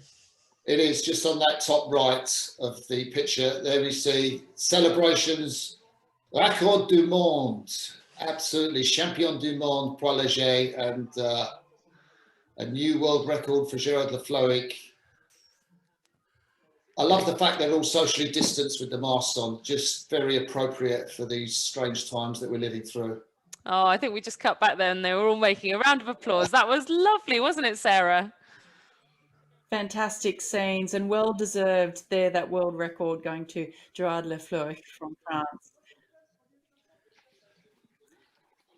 Now we await those unofficial results to come up so that we can see those there. And of course, from the Masters 65 to 69 open weight category, first was Francis Garcia, 6:45. Second, Hans Vendrig, 6:53.3. And what a tight finish it was to that bronze medal, Nigel Colley, 6:53.6, only 0.3 behind that silver medal. Some incredibly tight finishes throughout all of the racing that we've seen today.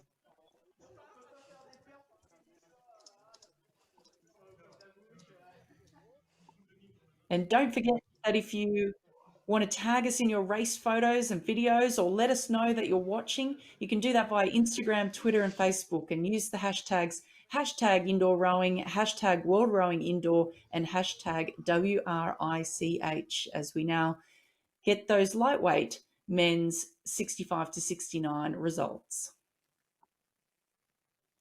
And there you have it, the world record confirmed for Gerard Lefloic of France, 6:46.3. What an exceptional result. Silver to David Spector from the United States and a third to Jürgen Nentwig of Germany.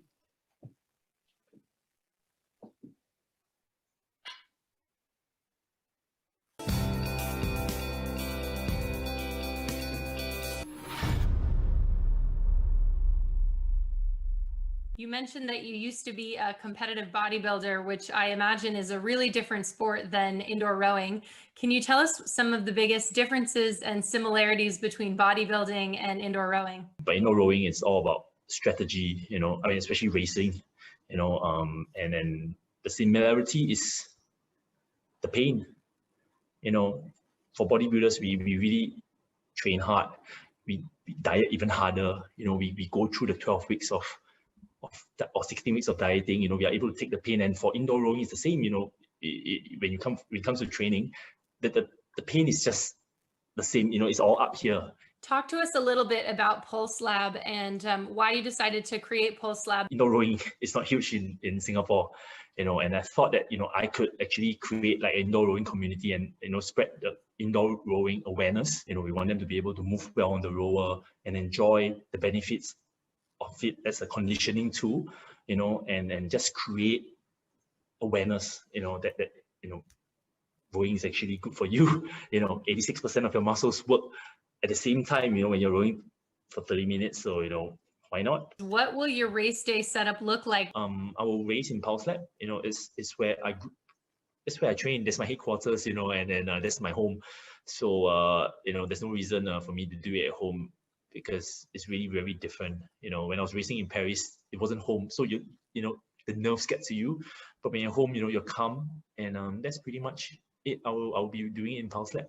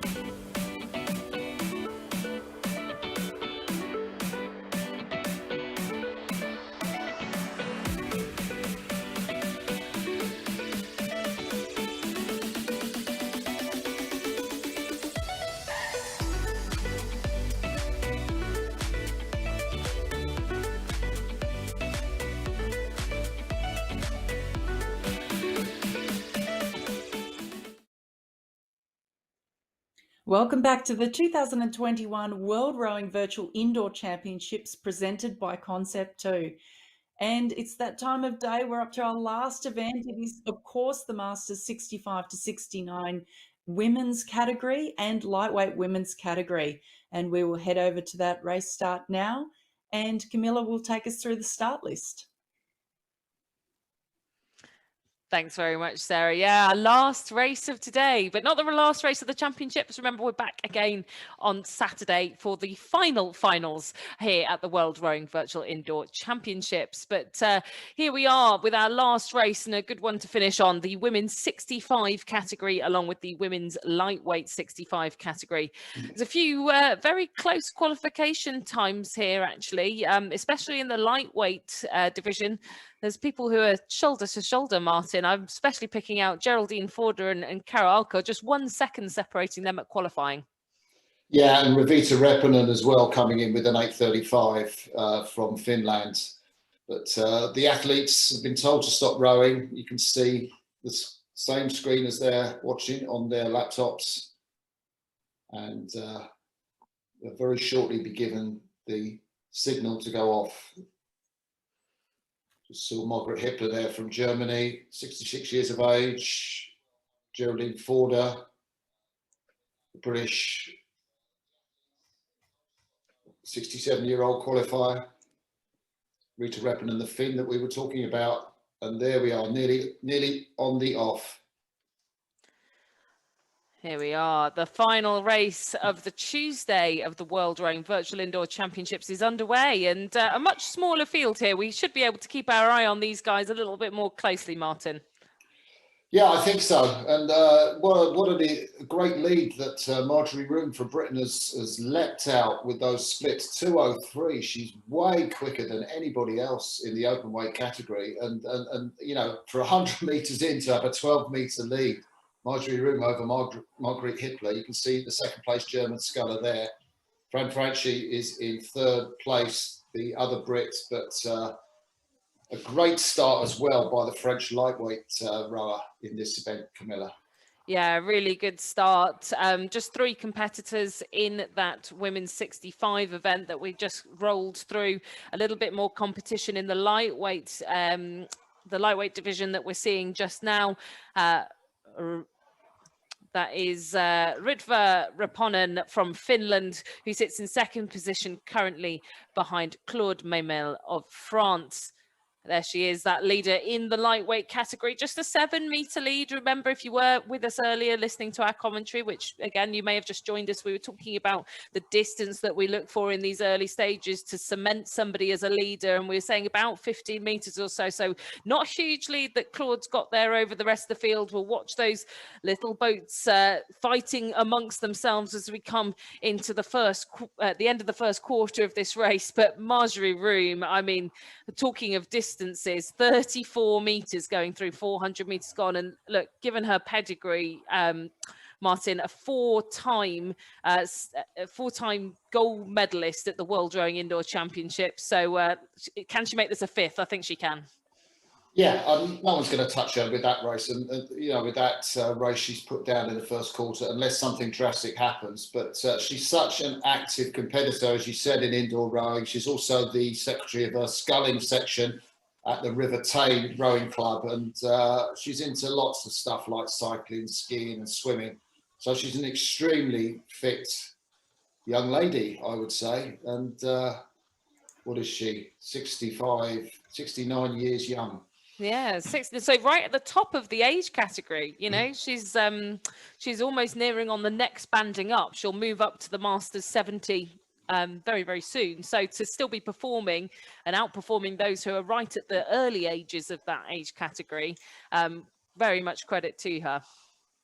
Yeah, and what a great race. Rita Reponen has just gone into the lead in the lightweight category, overtaken Claude Memel from France. And those two, you couldn't really put an envelope between them. The two of them are really competing at the top of their game.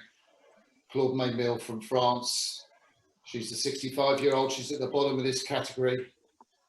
And Rita Reponen, likewise 65 years of age. So it's quite an advantage to come in, you'd think, at the lower end of the age group category, Camilla. Yeah, you would think. I mean, I guess, you know, the other thing is race experience is everything, right? Getting to know your competitors in that category. And so if, like Marjorie, you've been in the 65 to 69 category for the last 4 years, you get to know what the race kind of plans are of those around you. You come up against the same sort of names. You know what splits you need to be holding to be competitive within that category. So I think there's advantages and disadvantages to being a younger person within the category, but also to have been there and been on this stage and know the environment that you're racing within. And that's certainly, Marjorie is no stranger to that. But look, I'm more focused actually. I will keep an eye on the time for Marjorie Room of Great Britain, but nobody is closing that 85-meter gap that is just expanding and expanding anytime soon. But as we come through halfway, Claude Maimel was the early leader from France, but Ritva Reppanen of Finland holding her to account, and she's swapped those distances round, Martin. She's almost just totally inverted the lead that Claude had out of the blocks.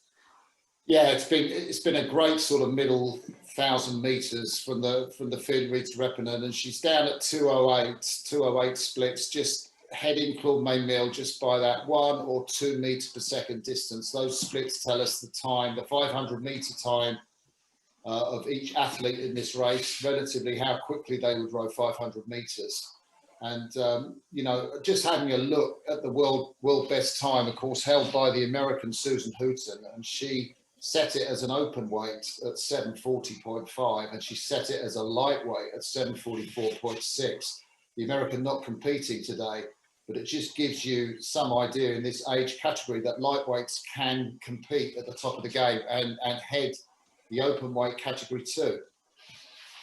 Yeah, and I think it's interesting actually across a lot of sports, not just indoor rowing. I know a lot of people come to indoor rowing later in life, perhaps where they've done other sports, and then, you know, we've seen a lot of runners who have transitioned, or rugby players where, you know, injuries or whatever has prevented them, and so they find the rower as a means of keeping fit. And I think there's a lot of research right into that later in life, your endurance base, your fitness actually is far better suited to these kind of events. And I think that's why actually, you know, the lightweights tend to do pretty well and be up there with the open weights, because it's all part of that sort of development as an athlete, right? Yeah, you're absolutely correct. And what a great sport indoor rowing is for anybody that's tuning in and watching it for the first time. You know, why not dip your toe in the water or put your backside on the ergometer and give the sport a go. A lot of these athletes have bought machines and got them in their homes to keep fit during the pandemic, and it's proved to be a real lifesaver in more ways than one. So there we see Marjorie Room from Britain extending her lead. It's now 130 metres over her fellow Brit in second place. And in third place, it's Germany's Hippler. But in the lightweight category, Ritva Reppanen continues to stretch out over Claude Maimel, the French leader. There is Margaret Hippler, who is in third place in the women's open category, rowing by a bookcase. Very impressive bookcase at that as well. That's a great great setting. But no, I think it's a really nice closing to this championships, Martin. We're coming into the final 300 meters. I think we're going to see our largest margin of the day. That was quite a mouthful to say. Here by Marjorie Room in this women's 65 category. It just goes to show you, you know, you can be impressive in so many ways. This is definitely the biggest distance we've seen from a win. Well, what I presume to be a win within the next 200 meters. Yeah, it's going to be interesting to see if she's going to sprint in. Just look at that race. It's creeping up 32, 33 strokes a minute. You know, I think if I was her, I'd just keep on the same splits because know I'm going to win. But if she's after a PB, you never know what she might do as we come into the last 200 meters of this race. Marjorie Room gets a split down to 2 minutes. Is it going to dip under 2 minutes to 1:59? Let's see what she does. This will be a big performance if that is the case. We're looking for her qualification score was 820.5. So I think she is going to, I'm making a big call here, I think she is going to dip under that, isn't she, Martin? Absolutely. It looks pretty good. Well, her splits have just got, she had a little bit below 1:59. There she are, 1:58. So she comes up to the finish. Marjorie and Ritva Reppanen on screen there, the lightweights leading that race, being urged on by a support team. She's going to win the lightweight category. She's going to finish second overall. 8:18, you picked it right, Camilla, for Marjorie Room. That massive distance. And Ritva Reppanen, the lightweight, is going to come in second place.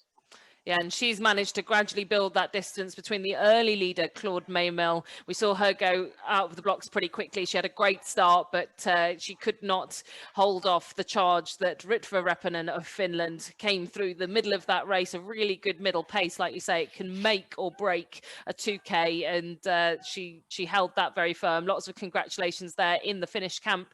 Claude Maymel across the line, good performance from her, 8:45.5 unconfirmed result there. We'll bring you all the results as soon as we have them. And the last few finishers now, Fran Franchi of Great Britain, last few meters for her, and then the final competitors of the Tuesday of the World Rowing Virtual Indoor Championships now just coming in towards the line.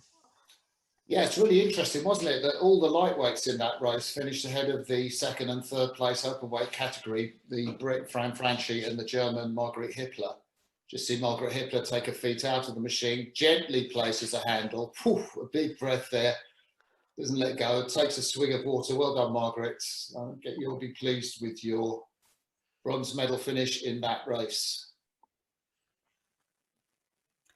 And that wraps up some fantastic racing that we've seen across the day.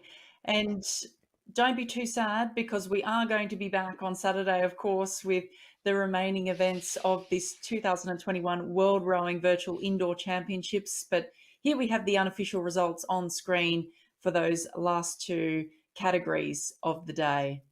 Of course, the Masters 65 to 69 women, Marjorie Room winning the gold medal, Fran Franchi coming in second, and Margaret Hippler from Germany in third, taking the bronze medal. And we'll await those lightweight results that will follow shortly, but there on screen now we can see confirmation of those. Reppanen, of course, taking that gold medal, 8:34.5 in silver. Maymel from France and Alka from Great Britain taking the bronze medal. And I asked you a little bit prematurely, I think it was today, Camilla, what your highlight of the day had been. But now that we're at the end of the day, can you choose one? Did it get any easier?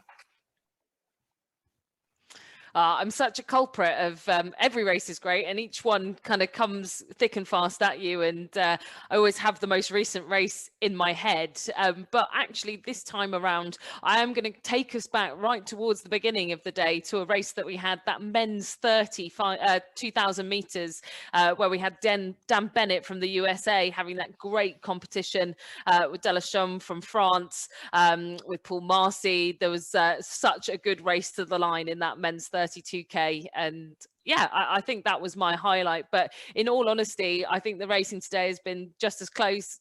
We've seen some huge distances, we've seen some very narrow margins, and yeah, a great day all round. Martin, for you, can you pick just one highlight for the day? Yeah, the highlight for me, I think, was Gerald de Floet, the French lightweight. I mean, it just looked great. You know, what an iconic scene for rowing. The lad sort of rowing in front of the club there, and all his club mates applauding him, and then beating that world record, you know, not just by a second or two, but by a big margin.